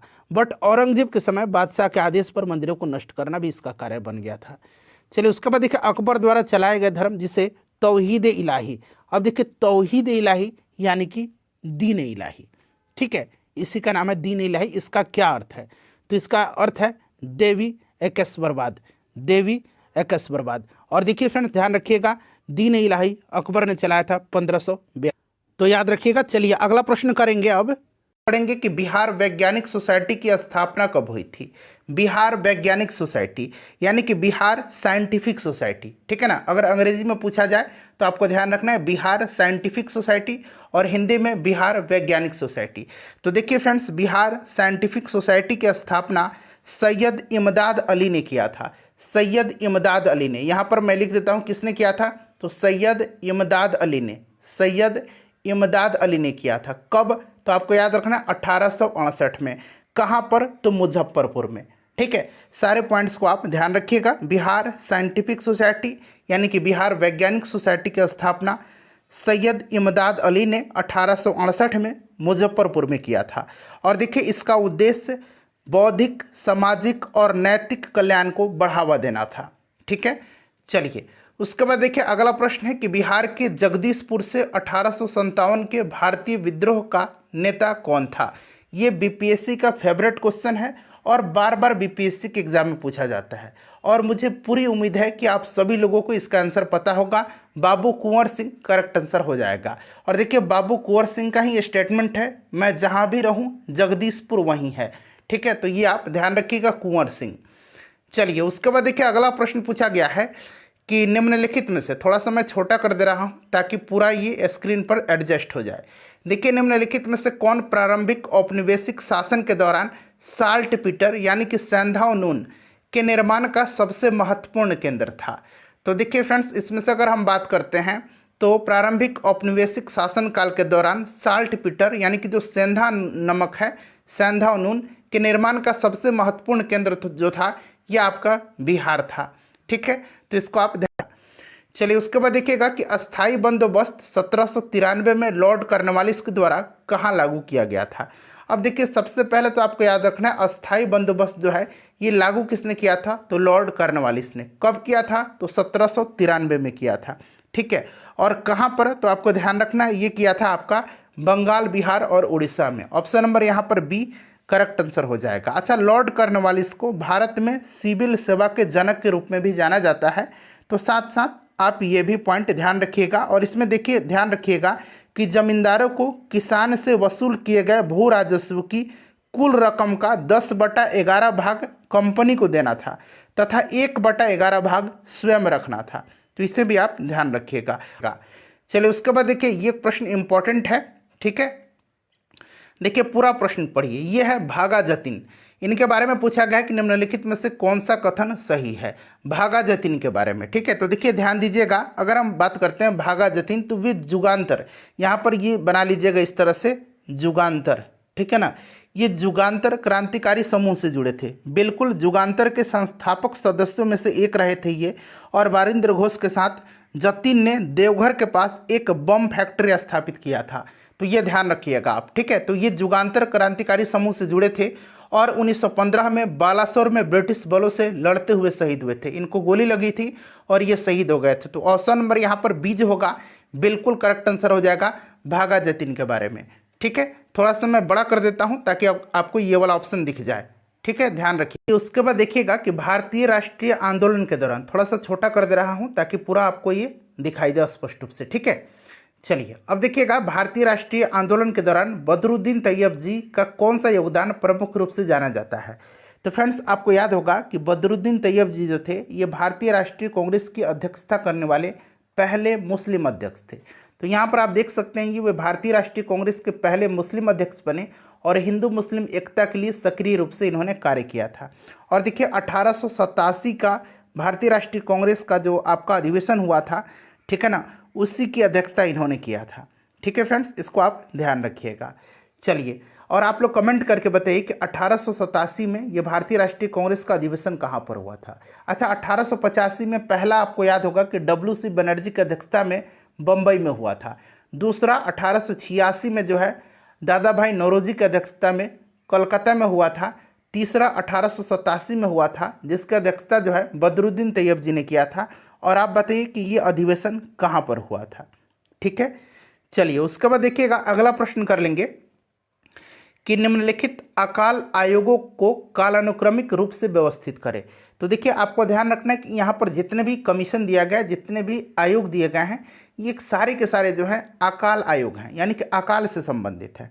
तो सबसे पहले अगर हम बात करते हैं यहाँ पर, तो आपको ध्यान रखना है फ्रेंड्स, देखिए ये मैकडोनल कमीशन जो था, मैकडोनल आयोग जो था, इसकी स्थापना लॉर्ड कर्जन ने किया था 1901 में, ठीक है। अच्छा, यहाँ पर देखिए स्ट्रैची कमीशन जो था, स्ट्रैची कमीशन, ये भी ध्यान रखना है, इसका गठन हुआ था 1880 में, स्ट्रैची कमीशन का, ठीक है, लॉर्ड लिटन के समय में हुआ था। उसके बाद देखिए ये आपका लॉयल कमीशन है, तो लॉयल कमीशन का हुआ था 1897 में, और कैंपेबल कमीशन का याद रखिएगा, कैंपेबल कमीशन का जो है 1866 में हुआ था, ठीक है। तो ये क्रम अब आप लोग लगा लीजिएगा। चलिए उसके बाद देख लीजिए अगला प्रश्न हमारा कि निम्नलिखित में से कौन सा कथन सत्य नहीं है। यहाँ पर पूछा जा रहा है कि कौन सा कथन सत्य नहीं है। सारे कथन को पढ़िए। देखिए मद्रास थियोसॉफिकल सोसाइटी की एनी बेसेंट ने कहा कि प्राचीन समय में हिंदू महिलाएं शिक्षित थी और समाज में स्वतंत्र रूप से घूमती थी, ठीक है। यहाँ पर पूछा जा रहा है सत्य नहीं है, तो ये आपका सही हो जाएगा। दूसरा स्टेटमेंट भी आपका पढ़ लीजिए, ये भी सही हो जाएगा कि उत्तर भारत के आर्य समाज ने स्त्री शिक्षा का पुरजोर समर्थन किया था। उसके बाद देखिए तीसरा स्टेटमेंट भी जो है सही दिया गया है। उसके बाद देखिए चौथा स्टेटमेंट पढ़िएगा कि धोंधो केशव कर्वे उच्च जाति की हिंदू विधवाओं की शिक्षा के खिलाफ थे। नहीं, यही पूछा जा रहा है कि कौन सा कथन सही नहीं है, तो ऑप्शन डी यहाँ पर करेक्ट आंसर हो जाएगा। देखिए धोंधो केशव कर्वे, जिनको कि शॉर्ट में DK कर्वे कहा जाता है, इन्होंने पश्चिमी भारत में एक समाज सुधारक और शिक्षक के रूप में कार्य किया था। उन्हें महर्षि कर्वे के नाम से जाना जाता है और उन्होंने भारत में महिलाओं के कल्याण के लिए ढेर सारा काम किया था। उन्होंने विधवा पुनर्विवाह और महिला शिक्षा को बढ़ावा दिया था। और 1896 में 1896 में जो है पूना में हिंगले नामक स्थान में, पूना में देखिए हिंगले नामक स्थान पर दान से प्राप्त भूमि पर विधवा आश्रम और अनाथ लड़कियों के आश्रम की स्थापना किया था। और इन्होंने 1907 में महर्षि कर्वे ने महिलाओं के लिए महिला विद्यालय की स्थापना किया था। तो ये वाला स्टेटमेंट आपका गलत दिया गया है। तो वही पूछा जा रहा था कि कौन सा इसमें से कथन सत्य नहीं है, तो आपको ध्यान रखना है ऑप्शन नंबर यहाँ पर डी हो जाएगा राइट आंसर। चलिए थोड़ा सा बड़ा बड़ा प्रश्न दिया गया है, इसीलिए ये एडजस्ट नहीं हो पा रहा है। देखिए जब द्विराष्ट्रीय सिद्धांत जोड़ पकड़ रहा था, तब किसने मार्ले मिंटो सुधार पर तंज कसते हुए कहा कि पाकिस्तान का वास्तविक जन्मदाता इकबाल या जिन्ना नहीं वरन मिंटो था। तो देखिए पाकिस्तान का जन्मदाता मिंटो को किसने कहा है, ये आपको अच्छे तरीके से याद होगा, BPSC ने ये प्रश्न पूछा भी है फ्रेंड्स, ठीक है। तो डॉक्टर राजेंद्र प्रसाद ने कहा है। चलिए उसके बाद देखिए सूची दिया गया है, मिलान करना है आपको। यहाँ पर एक तरफ असली नाम दिया गया और दूसरी तरफ उनके लोकप्रिय नाम से मिलान करना है। तो सबसे पहले देखिएगा मूल शंकर की अगर हम बात करते हैं यहाँ पर, तो मूल शंकर किसका नाम था, तो ये दयानंद सरस्वती जी का था। अच्छा, नरेंद्र दत्त जो था, नरेंद्र नाथ दत्त, ये किसका नाम था? तो ये नाम आपका था स्वामी विवेकानंद जी का।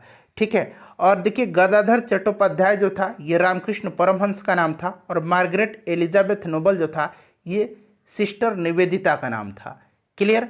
तो यहाँ पर मैंने आपको मिला दिया है। अब आप लोग यहाँ पर इजीली देख सकते हैं, ए का 3 हो जाएगा, उसके बाद देखिए बी का 4 हो जाएगा, सी का 1 हो जाएगा और डी का 2 हो जाएगा। ठीक है, तो यहाँ से आंसर आपको बताना है, तो आप इजीली ए का 3, बी का 4, सी का 1 और डी का 2। ठीक है, चलिए उसके बाद देख लीजिएगा कि स्पेनिश फ्लू जो है सबसे पहले 1918 में भारत के किस शहर में पहुंचा था? Spanish flu. तो स्पेनिश फ्लू जो है 1918 में सबसे पहले भारत में ये बम्बई में पहुंचा था। याद रखिएगा 1918 में। ठीक है, चलिए उसके बाद देखिएगा कि सहमति आयु अधिनियम 1891 के संबंध में निम्नलिखित कथन पर विचार करें। सहमति आयु अधिनियम के बारे में देखिए, ये अधिनियम जो था ना 1891 में आया था। सहमति की आयु अधिनियम महिलाओं के लिए विवाह की आयु को बढ़ा करके 12 वर्ष कर दिया था। ठीक है ना, कितना कर दिया गया था? 12 वर्ष। इसने जो है विवाह की आयु 10 वर्ष से बढ़ा करके 12 वर्ष इसमें कर दिया गया था। ठीक है, और सर एंड्रयू स्कोबल ने इस विधेयक को विधान परिषद में पेश किया था। यह अधिनियम लॉर्ड लैंसडाउन के कार्यकाल में पारित किया गया था। ठीक है, तो इतना आप याद रखिएगा। और देखिए यहाँ पर यह बम्बई में एक पारसी सुधारक बहराम जी मालाबारी थी जिन्होंने इसकी वकालत किया था। ये करेक्ट दिया गया है, ये वाला स्टेटमेंट आपका गलत दिया गया है। दूसरा ऑप्शन यहाँ पर देखिए, पहला सत्य है, दूसरा गलत है। तो वही पूछ रहा है कि इनमें से कौन सा कथन सत्य है, तो केवल यहाँ पर एक जो होगा आपका करेक्ट आंसर हो जाएगा। ठीक है, उसके बाद देखिएगा कि भारतीय इतिहास के संदर्भ में निम्नलिखित कथनों पर विचार करें। देखिए डचों ने गजपति शासकों के द्वारा दी गई भूमि पर पूर्वी तट पर अपने कारखाने या गोदाम स्थापित किए थे।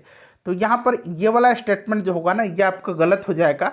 और देखिए अल्फांसो द अल्बुकर्क ने बीजापुर सुल्तान से गोवा पर कब्जा किया था। बिल्कुल, देखिए अल्फांसो द अल्बुकर्क जो था ना इसने 1510 में जो है बीजापुर के सुल्तान जो आदिल शाह था उसी से गोवा छीना था। ठीक है, तो ये करेक्ट दिया गया है। और दूसरा देखिएगा कि विजयनगरम साम्राज्य के लिए एक प्रतिनिधि से पट्टे पर ली गई जमीन पर मद्रास के कारखाना स्थापित किया गया, यह भी आपका करेक्ट है। तो दूसरा और तीसरा यहाँ पर करेक्ट दिया गया है। तो यहाँ पर आप देख सकते हैं दूसरा और तीसरा करेक्ट आंसर हो जाएगा। ठीक है, और देखिए डचों ने पूर्वी तट पर अपना पहला कारखाना मसूलीपट्टनम में, वर्तमान में आंध्र प्रदेश में जो है 1605 में स्थापित किया था। तो ये चीज़ आपको पहले से पता होगा। चलिए उसके बाद देख लीजिएगा कि निम्नलिखित में से कौन सा नेता बिहार में चंपारण सत्याग्रह कब हुआ था? 1917 में हुआ था, के प्रमुख के रूप से जुड़े थे, जो भारतीय जन आंदोलनों में महात्मा गांधी की पहली सक्रिय भागीदारी थी। ठीक है, अब देखिए 1917 का जो चंपारण सत्याग्रह है, थोड़ा सा इसके बारे में जान लीजिए। ये मूलतः तिनकटिया प्रथा के खिलाफ था। और देखिए तिनकटिया प्रथा क्या होती थी? तो बिहार में नील की खेती होती थी, जहाँ पर 20 कट्ठे में 3 कट्ठे पर नील की खेती करना अनिवार्य होता था। तो यहाँ के किसानों की दशा जो थी ये काफ़ी दयनीय थी, काफ़ी जो है स्थिति इनकी खराब थी। और इसी के लिए 1916 में जो है आपको याद होगा कि महात्मा गांधी जी से जो लखनऊ में अधिवेशन हुआ था भारतीय राष्ट्रीय कांग्रेस का, वहीं पर गांधी जी से राजकुमार शुक्ल जी मिलते हैं और उन्होंने चंपारण आने के लिए गांधी जी से निवेदन किया था। और गांधी जी स्वीकार करते हुए 1917 में चंपारण की धरती पर आए और उन्होंने ये चंपारण सत्याग्रह चलाया था। और एक और प्रश्न बीपीएससी ने पूछा था कि गांधी जी की जान यहाँ पर किसने बचाई थी? तो बतख मियाँ ने बचाया था। ठीक है ना, भोजन में जहर देकर के मारने का प्लान किया गया था गांधी जी को, तो बतख मियाँ ने जान बचाया था। तो ये ध्यान रखिएगा। देखिए निम्नलिखित में से कौन सा नेता बिहार में चंपारण सत्याग्रह से प्रमुख रूप से जुड़ा था, जो भारतीय जन आंदोलनों में महात्मा गांधी की पहली सक्रिय भागीदारी थी? तो ये डॉक्टर राजेंद्र प्रसाद ही थे। ठीक है ना, तो पहला ऑप्शन बिल्कुल राइट आंसर हो जाएगा। बाकी भी आप देख सकते हैं। ठीक है, चलिए उसके बाद देखिए निम्नलिखित में से किस घटना ने भारतीय राष्ट्रीय कांग्रेस द्वारा असहयोग आंदोलन की औपचारिक शुरुआत किया? तो यहाँ पर आप देख सकते हैं यह आपका हो जाएगा कांग्रेस का नागपुर अधिवेशन 1920। असहयोग आंदोलन स्टार्ट हुआ था 1 अगस्त 1920 को। ठीक है ना, चलिए उसके बाद देखिएगा कि निम्नलिखित में से किस अभिलेख में समुद्रगुप्त को परम भागवत कहा गया है? समुद्रगुप्त को परम भागवत कहा गया है। तो देखिए यह उपाधि समुद्रगुप्त के दरबारी कवि हरिसेन के द्वारा रचित इलाहाबाद स्तंभ शिलालेख यानी कि प्रयाग प्रशस्ति में जो है उल्लेखित है। तो यहाँ पर आप देख सकते हैं इलाहाबाद स्तंभ लेख यानी कि प्रयाग प्रशस्ति। इसकी रचना जो है हरिसेन ने किया है और हरिसेन समुद्रगुप्त के दरबारी कवि थे। तो ये सब ध्यान रखिएगा। यह शिलालेख समुद्रगुप्त की उपलब्धियों और उपाधियों का विस्तृत विवरण प्रदान करता है, जिसमें उन्हें एक परम भागवत के रूप में भी वर्णित किया गया है। अगला प्रश्न कर लेंगे कि निम्नलिखित में से कौन सा शिलाखंड मंदिर वास्तुकला का उदाहरण है। अब यहाँ पर देखिएगा कौन सा इसमें से रॉक कट जो है शिलाखंड जो है मंदिर वास्तुकला का उदाहरण है। तो यहाँ पर आप देख सकते हैं एलोरा का कैलाश मंदिर। अच्छा, एलोरा का जो कैलाश मंदिर है इसका निर्माण राष्ट्रकूट वंश के शासक कृष्ण प्रथम ने करवाया था, ये याद रखिएगा। अच्छा, कांची का कैलाश मंदिर का निर्माण किसने करवाया था? तो इसका निर्माण जो है पल्लव वंश के शासक नरसिंह वर्मन द्वितीय ने करवाया था। अच्छा, पुरी के जगन्नाथ मंदिर का निर्माण किसने करवाया था? तो याद रखिएगा पुरी के जगन्नाथ मंदिर का निर्माण जो है गंग वंश के शासकों ने करवाया था। और तंजावुर के राज मंदिर का निर्माण जो है ये चोल वंश के शासक थे, इनका नाम याद रखिएगा, इनका नाम है राज चोल ने करवाया था, ठीक है ना, या राज प्रथम भी कहते हैं। और तंजौर में हुआ था और इसको बृहदेश्वर मंदिर या राजेश्वर मंदिर के नाम से भी जाना जाता है तंजौर को। चलिए देखिए, अशोक के किस शिलालेख में कलिंग युद्ध का वर्णन है? बड़ा ही इंपॉर्टेंट क्वेश्चन है और निश्चित रूप से आपको याद होगा ये आपका अशोक का 13वां शिलालेख है, ठीक है, जिसमें कलिंग युद्ध का वर्णन हुआ है। उसके बाद देखिए अगला प्रश्न है कि निम्नलिखित में से किस स्थान से हड़प्पा लिपि में बड़े अक्षरों वाला एक संक्षिप्त अभिलेख प्राप्त हुआ है? बताइए किस स्थल से हड़प्पा लिपि में बड़े अक्षरों वाला एक संक्षिप्त अभिलेख प्राप्त हुआ है? बड़ा ही अच्छा प्रश्न है। आपको ध्यान रखना है कि देखिए हड़प्पा लिपि में बड़े अक्षरों वाला संक्षिप्त अभिलेख जो है ये धौलावीरा से प्राप्त हुआ है। यह शिलालेख जिसे धौलावीरा साइन बोर्ड भी कहा जाता है, धौलावीरा साइन बोर्ड भी इसको कहा जाता है, ठीक है, धौलावीरा साइन बोर्ड भी कहा जाता है। 10 बड़े आकार के हड़प्पा के चिन्हों से ये युक्त है, ठीक है, धौलावीरा से ये प्राप्त हुआ है। चलिए उसके बाद देखिएगा कि शेरशाह के प्रशासन के बारे में निम्नलिखित कथनों पर विचार करें। और यहाँ पर देखिए आपका 2 कथन दिया गया है, निम्नलिखित में से कौन सा कथन यहाँ पर आपका सत्य दिया गया है ये आपसे पूछा जा रहा है, ठीक है। तो मैं आपको बता देता हूँ, देखिए पहले जान लीजिए दोनों कथन सत्य हैं यहाँ पर। अब आराम से दोनों को पढ़ लीजिए, ठीक है ना। शेरशाह के साम्राज्य को 47 सरकार में विभाजित किया गया था। चीफ सिकदार जो कानून व्यवस्था होता था उसका मतलब चीफ होता था, और चीफ मुंसिफ जो जज होता था। प्रत्येक सरकार में प्रशासन के 2-2 प्रभारी अधिकारी थे और प्रत्येक सरकार को कई परगनों में विभाजित किया गया था। बिल्कुल दोनों स्टेटमेंट यहाँ पर सही दिए गए हैं।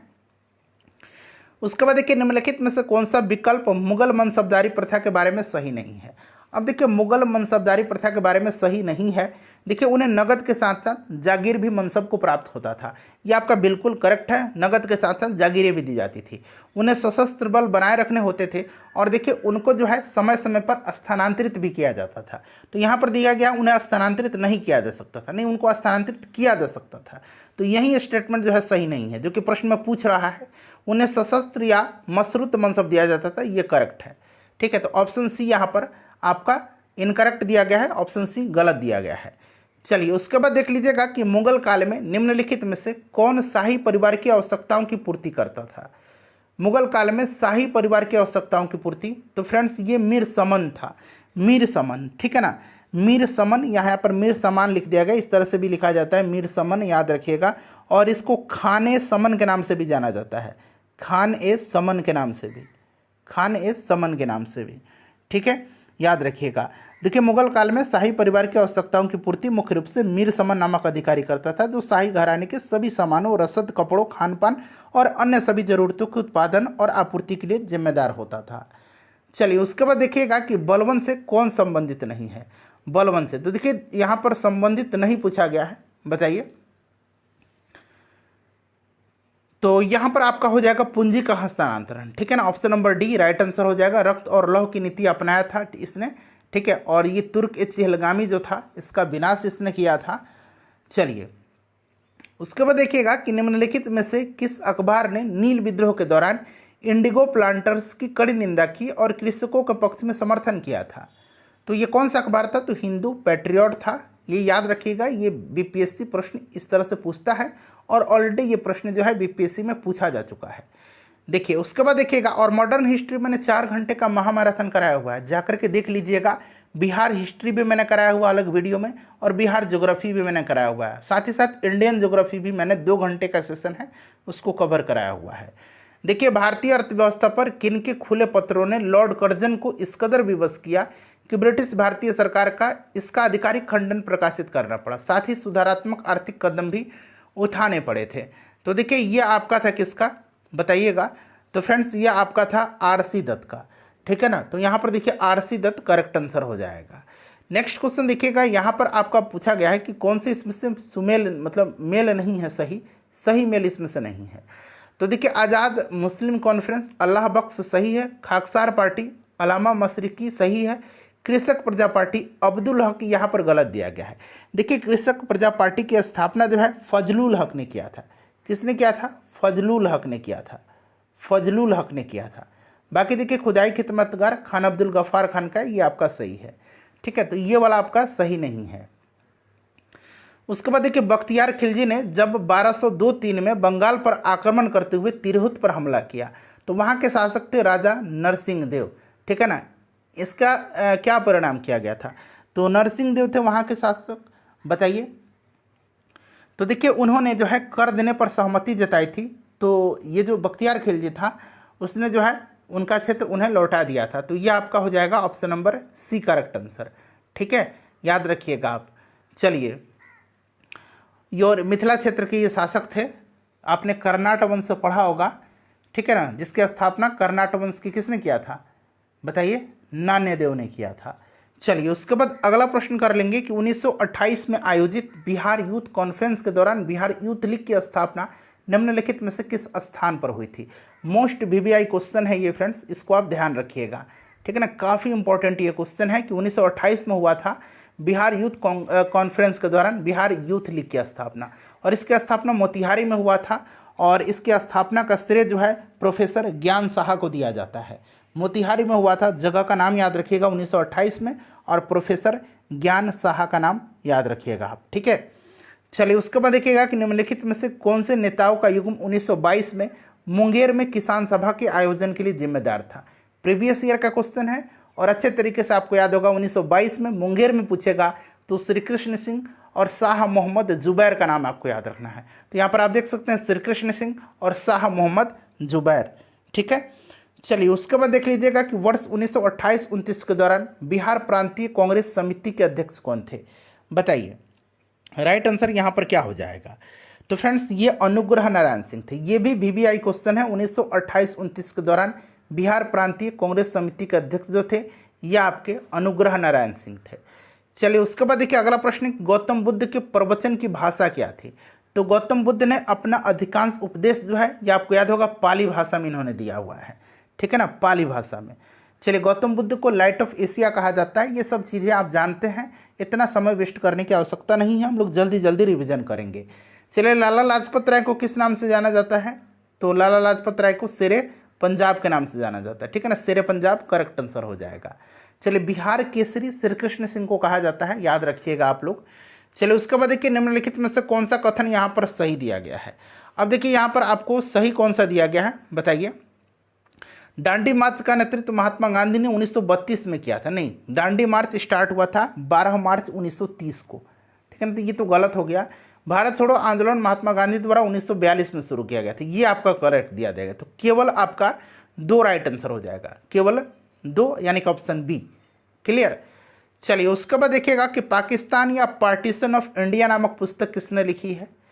तो इस पुस्तक को लिखा है पाकिस्तान या पार्टीशन ऑफ इंडिया बाबा साहब अम्बेडकर ने, डॉक्टर BR अम्बेडकर ने। नेक्स्ट क्वेश्चन कर लेंगे कि लोकप्रिय राष्ट्रीय गान, यहाँ पर देखिए राष्ट्रीय गीत बना लीजिए। राष्ट्रीय गीत है वंदे मातरम और राष्ट्रगान तो हमारा जन गण मन है, ठीक है। तो यहाँ पर बना लीजिएगा राष्ट्रीय गीत, लोकप्रिय राष्ट्रीय गीत वंदे मातरम किस ग्रंथ में था? तो ये आपका बंकिम चंद्र चटर्जी का आनंद मठ से लिया गया है। तो यहाँ पर आप देख सकते हैं आनंद मठ उपन्यास करेक्ट आंसर हो जाएगा, ठीक है। उसके बाद देखिए मिलान करना है। अब देखिए सूर्य सेन किससे संबंधित है? चिटगांव आर्मरी रेड आपको याद होगा, चिटगांव शस्त्रागार छापेमारी आपको हिंदी में आपने पढ़ा होगा। ये घटना 1930 की है, ठीक है ना, ये इन्हीं के नेतृत्व में हुआ था। तो यहाँ पर 1 हो जाएगा। अच्छा, जतिन दास ने जो है राजनीतिक कैदियों के अधिकार और सम्मान को लेकर के लाहौर में इन्होंने, लाहौर जो जेल था उसमें इन्होंने भूख हड़ताल किया था और वहाँ पर इनकी मृत्यु भी हो जाती है, ठीक है, 1929 में। तो ये भी आपको ध्यान रखना है। तो ये आपका 34 दिवसीय अंसल।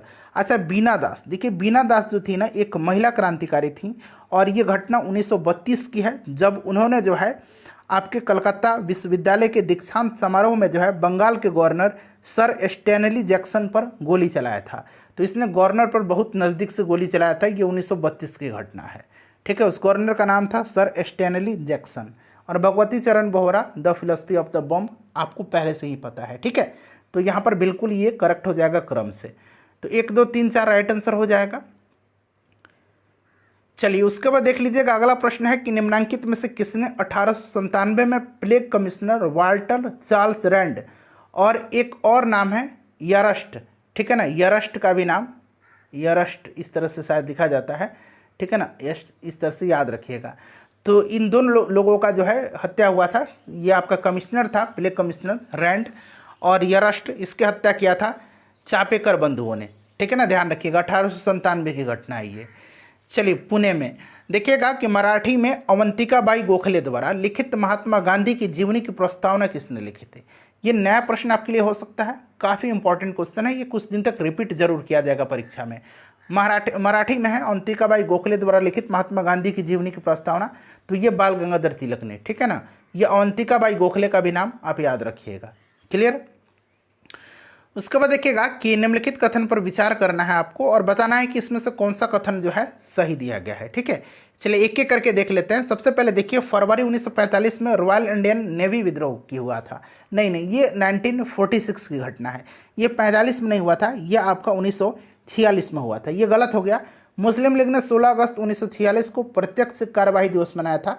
पिछले साल ही 70वीं बीपीएससी में पूछा गया था। वहीं पूछा गया मुस्लिमों का आह्वान किया कि एक नया नारा लड़के लेंगे पाकिस्तान, ये आपका सही है, ये नारा दिया था मुस्लिम लीग ने, ठीक है। सरदार पटेल ने हिंद स्वराज नामक पुस्तक लिखी थी, नहीं ये गलत हो गया, महात्मा गांधी जी की है हिंद स्वराज। उसके बाद देखिए रॉलेट बिल ने अधिकतम 2 वर्षों की अवधि के लिए बिना सुनवाई की हिरासत में रखने का प्रस्ताव दिया था, ये आपका करेक्ट है। अब बताइए करेक्ट कौन सा इसमें से, तो आपका दूसरा और कौन, चौथा। देखते हैं दूसरा चौथा कहाँ पर दिया गया, तो ऑप्शन डी में। चलिए देखिएगा कि निम्नलिखित कथनों पर विचार करें और उपरोक्त में से सही कथन बताना। अच्छा, गद्दर पार्टी बोस्टन में हुआ था इसका गठन, नहीं, गद्दर पार्टी की स्थापना सैन फ्रांसिस्को में हुआ था, ये गलत हो गया। अच्छा, गद्दर के अखबार में उसके सबसे मुख्य पृष्ठ के ऊपर लिखा हुआ होता था अंग्रेजी राज का दुश्मन या ब्रिटिश शासन का दुश्मन, ये बिल्कुल करेक्ट है, ये ध्यान रखिएगा ये। और इसकी स्थापना 1913 में लाला हरदयाल ने किया था, ये आपका करेक्ट है। सही कौन सा इसमें से, तो दूसरा और तीसरा, ठीक है ना। चलिए देखिए दूसरा और तीसरा। नेक्स्ट क्वेश्चन है हमारा कि भारत पर हुण वंश का आक्रमण किसके शासनकाल में हुआ था। देखिए हुण वंश का आक्रमण की अगर बात करते हैं तो ये आपका हुआ था स्कंदगुप्त के समय में, ठीक है ना, स्कंदगुप्त के समय में हुआ था, ध्यान रखना। हालांकि हुणों ने बाद में फिर से संगठित होकर, जिसको कि इसने विफल भी कर दिया था स्कंदगुप्त ने, हालांकि फिर क्या हुआ कि हुण संगठित होकर के फिर से आक्रमण किए थे, ठीक है, याद रखिएगा आप। चलिए तो ये अच्छा क्वेश्चन है, आपको याद रखना है। चलिए उसके बाद देखिए मंदसौर प्रशस्ति किस शासक के उपलब्धियों का विवरण है। तो देखिए एक तो मंदसौर प्रशस्ति से मालवा के राजा यशोवर्मन विष्णुवर्धन की उपलब्धियों का विवरण मिलता है, और साथ ही साथ यहाँ पर अगर गुप्त वंश की बात करते हैं तो ये आपका हो जाएगा किसका, तो ये आपका हो जाएगा, आपको ध्यान रखना है, कुमारगुप्त का, ठीक है ना। तो यहाँ पर कुमारगुप्त करेक्ट आंसर हो जाएगा, ठीक है, कुमारगुप्त का।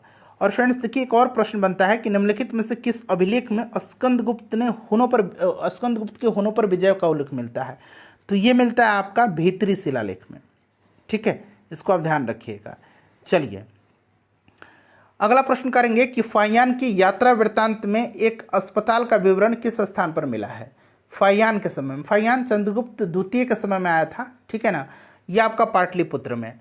चलिए उसके बाद देखिएगा अगला प्रश्न है हमारा कि कपिल मुनि ने दर्शन के किस सिद्धांत को प्रतिपादित किया था।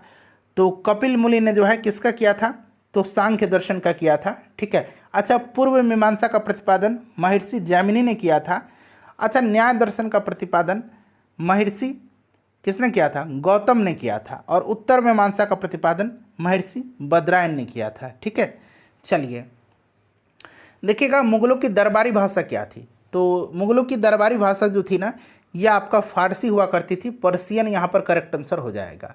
देखिएगा कि नवरोज़ का पर्व मुगलों ने लिया था तो नौरोज़ का पर्व जो है मुगलों ने लिया था पारसियों से, ठीक है ना, तो यहाँ पर आप ध्यान रखिएगा। नेक्स्ट क्वेश्चन है हमारा कि गुरु नानक ने किस गुरु को अपना उत्तराधिकारी बनाया था। तो गुरु नानक जो है सिख धर्म के संस्थापक थे और पहले गुरु थे, और इनके बाद जो है ना इन्होंने अपने भाई लहना को अब उत्तराधिकारी चुना था, और गुरु लहना का नाम बदल करके गुरु अंगद देव रखा गया था बाद में, आपको ध्यान भी होगा, तो गुरु अंगद देव ध्यान रखिएगा। चलिए, किस मुगल शासक को रंगीला के नाम से जाना जाता है। तो रंगीला बादशाह कहा जाता है किसको, तो मोहम्मद शाह रंगीला को, ठीक है ना, मोहम्मद शाह रंगीला को, ध्यान रखिएगा आप। चलिए नेक्स्ट क्वेश्चन कर लेंगे। अगला प्रश्न है हमारा कि सिंध किस ब्रिटिश के दौरान विजिट किया गया था। तो देखिए, सिंध को जो है जॉन नेपियर ने मिलाया था, और ये सिंध विजिट हुआ था लॉर्ड एलन ब्लो के समय में, ठीक है ना, जॉन नेपियर ने मिलाया था, और ये आपका लॉर्ड एलन ब्लो के समय की घटना है। चलिए उसके बाद देखिएगा कि James Andrew Ramsay, James Andrew Ramsay, इस तरह से रामसे लिखा गया है यहाँ पर, ठीक है ना, जेम्स एंड्रू रामसे किस गवर्नर जनरल का असली नाम था।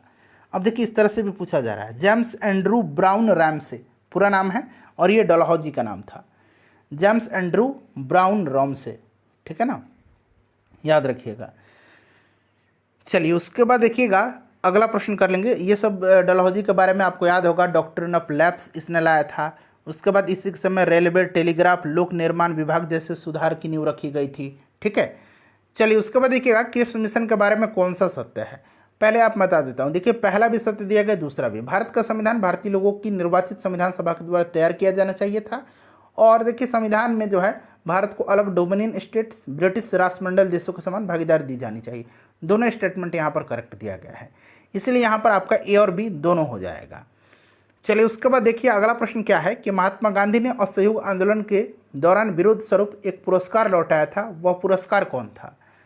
तो देखिए वह पुरस्कार था कैसरी हिंद की उपाधि इन्होंने लौटाया था, ठीक है ना। अच्छा फ्रेंड्स, देखिए नाइटहुड की उपाधि रविंद्रनाथ टैगोर ने लौटाया था जलियांवाला बाग हत्याकांड के विरोध में, और राय बहादुर की उपाधि जो है जमुनालाल बजाज ने लौटाया था, ठीक है। देखिए उसके बाद देखिए बारदोली नो टैक्स अभियान का नेतृत्व किसने किया था। अच्छा, ये प्रश्न एक एग्जाम में और पूछा गया इसी साल कि बारदोली नो टैक्स अभियान कब हुआ था। तो याद रखिएगा 1928 में हुआ था, और नो टैक्स अभियान का नेतृत्व बारदोली में सरदार वल्लभ भाई पटेल ने किया था, ठीक है। उसके बाद देखिएगा कि तिलक स्वराज फंड की शुरुआत, VVI क्वेश्चन है ये। देखिए तिलक स्वराज फंड की शुरुआत जो है निम्नलिखित में से किस आंदोलन को वित्त पोषित करने के लिए किया गया था।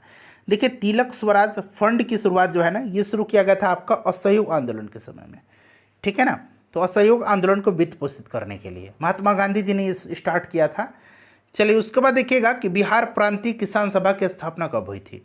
तो देखिए बिहार प्रांतीय किसान सभा की स्थापना 1929 में हमने पढ़ा है कि स्वामी सहजानंद सरस्वती जी ने किया था, ठीक है। तो 1929 ऑप्शन में तो नहीं दिया गया, आप इसको 1929 बनाकर टिक लगा लीजिए, ठीक है।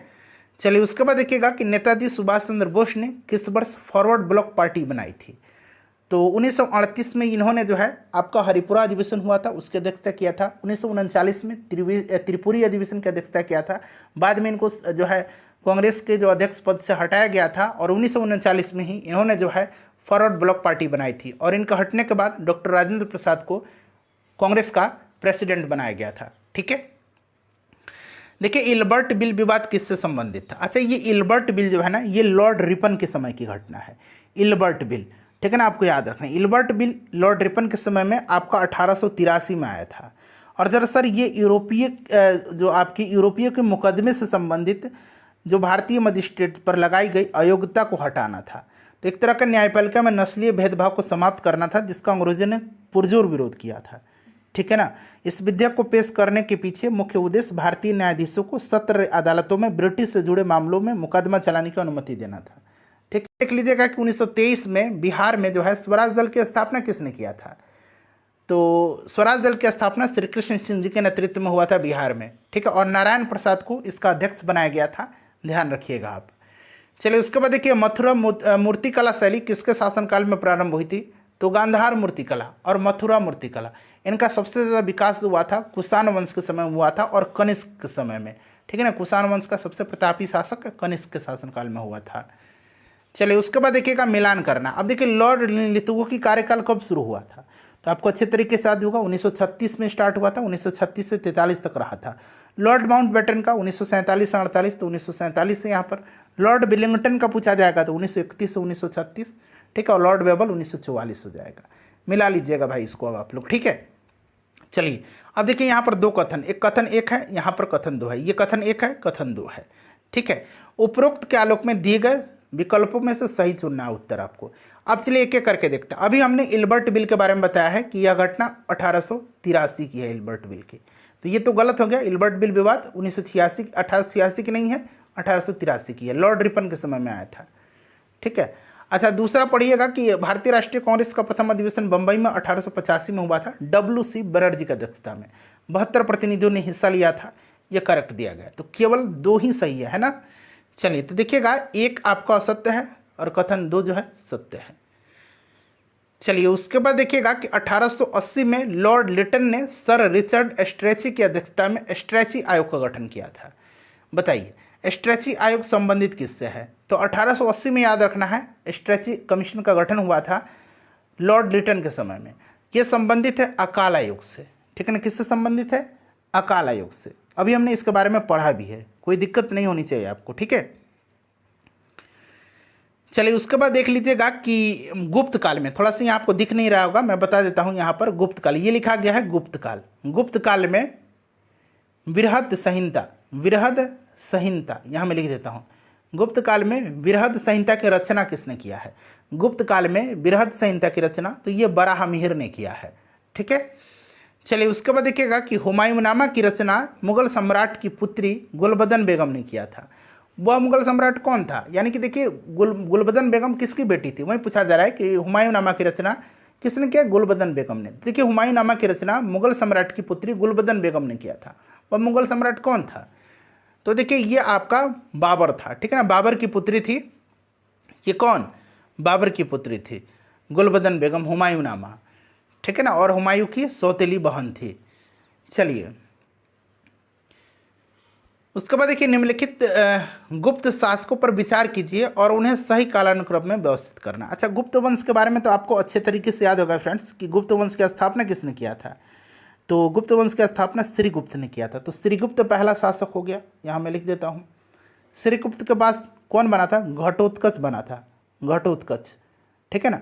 उसके बाद घटोत्कच के बाद चंद्रगुप्त प्रथम बना था, चंद्रगुप्त प्रथम, यहाँ मैं लिख देता हूँ चंद्रगुप्त प्रथम, ठीक है। चंद्रगुप्त प्रथम के बाद समुद्रगुप्त बना है, यहाँ पर देखिए नहीं एक मिनट मिटाने दीजिए, ये बना समुद्रगुप्त बना, ठीक है। समुद्रगुप्त के बाद चंद्रगुप्त द्वितीय बना, चंद्रगुप्त द्वितीय को चंद्रगुप्त विक्रमादित्य भी कहा जाता है। उसके बाद कुमारगुप्त प्रथम बना और उसके बाद देखिए स्कंदगुप्त बना था, ठीक है। तो ये क्रम आप याद रखिए, श्रीगुप्त, घटोत्कच, चंद्रगुप्त प्रथम, समुद्रगुप्त, चंद्रगुप्त द्वितीय, कुमारगुप्त और स्कंदगुप्त। चलिए उसके बाद देखिए अगला प्रश्न है कि निम्नलिखित वंशों का सही कालानुक्रम नीचे दिया गया कूट है उसमें से व्यवस्थित करना है। तो यहीं पर मैं आपको बता देता हूँ। सबसे पहले देखिएगा यहाँ पर आपका शुंग वंश हो जाएगा। देखिए शुंग वंश की स्थापना पुष्यमित्र शुंग ने मौर्य वंश के आखिरी शासक बृहदत्त की हत्या करके मगध पर जो है शुंग वंश की स्थापना किया था। शुंग वंश के बाद आया था कण्व वंश, कण्व के बाद कुषाण आया था, फिर आपका गुप्त वंश आया था, ठीक है। चलिए उसके बाद देख लीजिएगा कि बलवन के शासनकाल में तुगरिल खां का विद्रोह कहाँ हुआ था। अच्छा देखिएगा पूछा जाता है कि तुगरिल खां का विद्रोह किसके शासनकाल में हुआ था? तो बलवन के शासनकाल में। 1279 की घटना, ये बंगाल का गवर्नर था तुगरिल खान, उन्हीं ने बलवन के खिलाफ विद्रोह इसने कर दिया था। बलवन ने अपनी सेना को बंगाल भेजा और तुगरिल खान का सिर कलम करवा दिया। और उसके बाद बलवन ने अपने पुत्र बुगरा खान को जो है बंगाल का राज्यपाल नियुक्त किया था, ठीक है। तो ये बंगाल हो जाएगा। चलिए उसके बाद देखिएगा कि युद्ध का प्रारंभ मनुष्यों के मस्तिष्क में होता है, किस ग्रंथ में उल्लिखित है? तो ये किस ग्रंथ में है फ्रेंड्स? तो ये अथर्ववेद में निहित है कि युद्ध का प्रारंभ मनुष्य के मस्तिष्क में होता है। यह प्रसिद्ध उक्ति जो है यह आपका अथर्ववेद में है। देखिएगा रस चिकित्सा का आविष्कार किसने किया था? तो ये नागार्जुन ने किया था, रस चिकित्सा का, याद रखिएगा, ठीक है। चलिए किस अभिलेख में अशोक बुद्ध धर्म और संघ के प्रति विश्वास प्रकट करता है? तो ये सब प्रश्न आपने पढ़ा भी होगा। तो ये आपका किया था किसमें? तो ये बैराट शिलालेख है, जिसको कि आपको याद होगा कि इसको भाब्रू शिलालेख भी कहा जाता है। तो यहाँ पर देखिए भाब्रू लघु शिलालेख। उसके बाद देखिए पल्लव वंश का अंतिम शासक कौन था? अच्छा पल्लव वंश की स्थापना किसने किया था? तो पल्लव वंश की स्थापना जो है ना ये आपका सिंह विष्णु ने किया था, सिंह विष्णु ने, ठीक है ना, सिंह विष्णु ने किया था। और पल्लव वंश की राजधानी तो आपको पता ही है कांचीपुरम हुआ करती थी, और अंतिम शासक था अपराजित वर्मन पल्लव वंश का। कि स्वर्गद्वारी नामक शिविर किस सुल्तान से संबंधित है? स्वर्गद्वारी नामक शिविर जो है ये किस सुल्तान से संबंधित है? तो फ्रेंड्स ये संबंधित है किससे? तो ये मोहम्मद बिन तुगलक से संबंधित है। और ये जो स्वर्गद्वारी शिविर है जिसमें मोहम्मद बिन तुगलक ने 2.5 वर्ष बिताए थे, ध्यान रखिएगा 2.5 वर्ष, ये गंगा नदी के तट पर है, ठीक है। अगला प्रश्न है कि निम्नलिखित में से कौन सा सुल्तान बाहरी विश्व के लोगों के साथ करीबी कूटनीतिक, सांस्कृतिक और आर्थिक संपर्क का पक्षधर था? तो ये आपका मोहम्मद बिन तुगलक ही था, ठीक है, मोहम्मद बिन तुगलक। चलिए उसके बाद देख लीजिएगा कि भारतीय कम्युनिस्ट पार्टी का गठन किस शहर में हुआ था? भारतीय कम्युनिस्ट पार्टी का गठन हुआ था 26 दिसंबर 1925 को कानपुर में, ठीक है ना, 26 दिसंबर 1925, आप सन जरूर याद रखिएगा, 1925 कानपुर में। स्थापना एम.एन. रॉय ने किया था। चलिए उसके बाद देखिएगा कि 1939 में जब सुभाष चंद्र बोस ने इस्तीफा दिया था भारतीय राष्ट्रीय कांग्रेस के पद से, तो इसके अध्यक्ष कौन बने थे? तो मैंने आपको बताया था कि डॉक्टर राजेंद्र प्रसाद बने थे, ठीक है। त्रिपुरी अधिवेशन के बाद इन्होंने अध्यक्षता दे दिया था, मतलब इस्तीफा दे दिया था अध्यक्षता से। इंडिपेंडेंस ऑफ इंडिया लीग का गठन किसने किया था, ये पूछा जाए तो देखिए भारत की स्वतंत्रता लीग यानी कि इंडिपेंडेंस ऑफ इंडिया लीग, इसका स्थापना 1928 में किया गया था जवाहरलाल नेहरू, श्रीनिवास अयंगर और सुभाष चंद्र बोस ने। तो यहाँ पर देखिए जवाहरलाल नेहरू, सुभाष चंद्र बोस और एक नाम और याद रखिएगा श्रीनिवास अयंगर ने किया था, ठीक है। तो एक से अधिक राइट आंसर हो जाएगा इसका। चलिए उसके बाद देखिएगा कि बिहार के एक सदनीय विधानमंडल को द्विसदनीय में परिवर्तित किया गया, बिहार विधानसभा और बिहार विधान परिषद। कब? तो ये 1919 के द्वारा। चलिए उसके बाद देखिएगा गुप्त राजाओं ने बड़ी संख्या में जो है सोने के सिक्के जारी किए गए। उन्हें क्या कहा जाता था? सोने के सिक्के को गुप्त शासक जो जारी किए थे उनको दिनार कहा जाता था, और जो चांदी के सिक्के जारी किए गए थे उनको रुपया कहा जाता था, ठीक है। चलिए उसके बाद देखिएगा अगला प्रश्न है कि जवाहरलाल नेहरू किस वर्ष भारतीय राष्ट्रीय कांग्रेस के अध्यक्ष थे? तो एक तो 1929 वाला आपको लाहौर अधिवेशन याद होगा, ठीक है। उसके बाद 1936 का लखनऊ अधिवेशन की अध्यक्षता किया था इन्होंने, ठीक है ना, और 1937 का फैजपुर का भी अधिवेशन का अध्यक्षता किया था। तो याद रखिएगा, तो यहाँ पर 36 और 29 दिया गया है, तो एक से अधिक हो जाएगा वैसे ही। नेक्स्ट क्वेश्चन है कि लोथल की विशिष्टतम विशेषता क्या है? तो लोथल जो था ये गोदीवाड़ा था, एक जो है आपका पतन नगर था, तो यहाँ पर जहाज बनाने का स्थान। अब देखिएगा ऋग्वेद की नदी स्तुति में निम्नलिखित में से किस नदी का उल्लेख है? तो देखिए इसमें गंगा का भी है, यमुना का भी है, तो ऑटोमेटिक एक से अधिक राइट आंसर इसका हो जाएगा। चलिए उसके बाद देखिए निम्नलिखित में से कौन हिंदुस्तान रिपब्लिकन एसोसिएशन से जुड़ा था? तो इसमें से देखिए बात करते हैं हिंदुस्तान रिपब्लिकन एसोसिएशन HRA, जोगेश चटर्जी जुड़े थे, ठीक है ना, जोगेश चटर्जी राइट आंसर हो जाएगा, ठीक है। ये जो थे आपके संस्थापक सदस्यों में से एक थे HRA के। निम्नलिखित में से कौन सा क्रांतिकारी समूह काकोरी ट्रेन डकैती से जुड़ा था? तो अभी मैंने आपको बताया है HRA, हिंदुस्तान रिपब्लिकन एसोसिएशन। और ये काकोरी ट्रेन डकैती की घटना कब की है? तो फ्रेंड्स ये भी याद रखिएगा 9 अगस्त 1925 की ये घटना है, ठीक है, 9 अगस्त 1925 की। चलिए उसके बाद देखिएगा अगला प्रश्न है कि बारदोली में नो टैक्स आंदोलन कब चलाया गया था? तो नेतृत्व तो वल्लभ भाई पटेल ने किया था, चलाया गया था 1928 में, जैसे मैंने आपको बताया भी है एक्सप्लेनेशन में, ठीक है। उसके बाद देख लीजिएगा ये प्रश्न है कि फिरोज तुगलक के शासनकाल में रजबा एवं उलुगखानी निम्नलिखित में से किसका नाम था? तो रजबा और उलुगखानी जो था ना ये नहर का नाम था, ठीक है ना, और फिरोज शाह तुगलक ने ढेर सारे नहर का भी निर्माण करवाया था, ये चीज़ आप पहले से भी जानते हैं। चलिए उसके बाद देखिएगा यहाँ पर पूछा गया कि निम्नलिखित में से कौन सा व्याकरण संबंधी लिखित सामग्री है?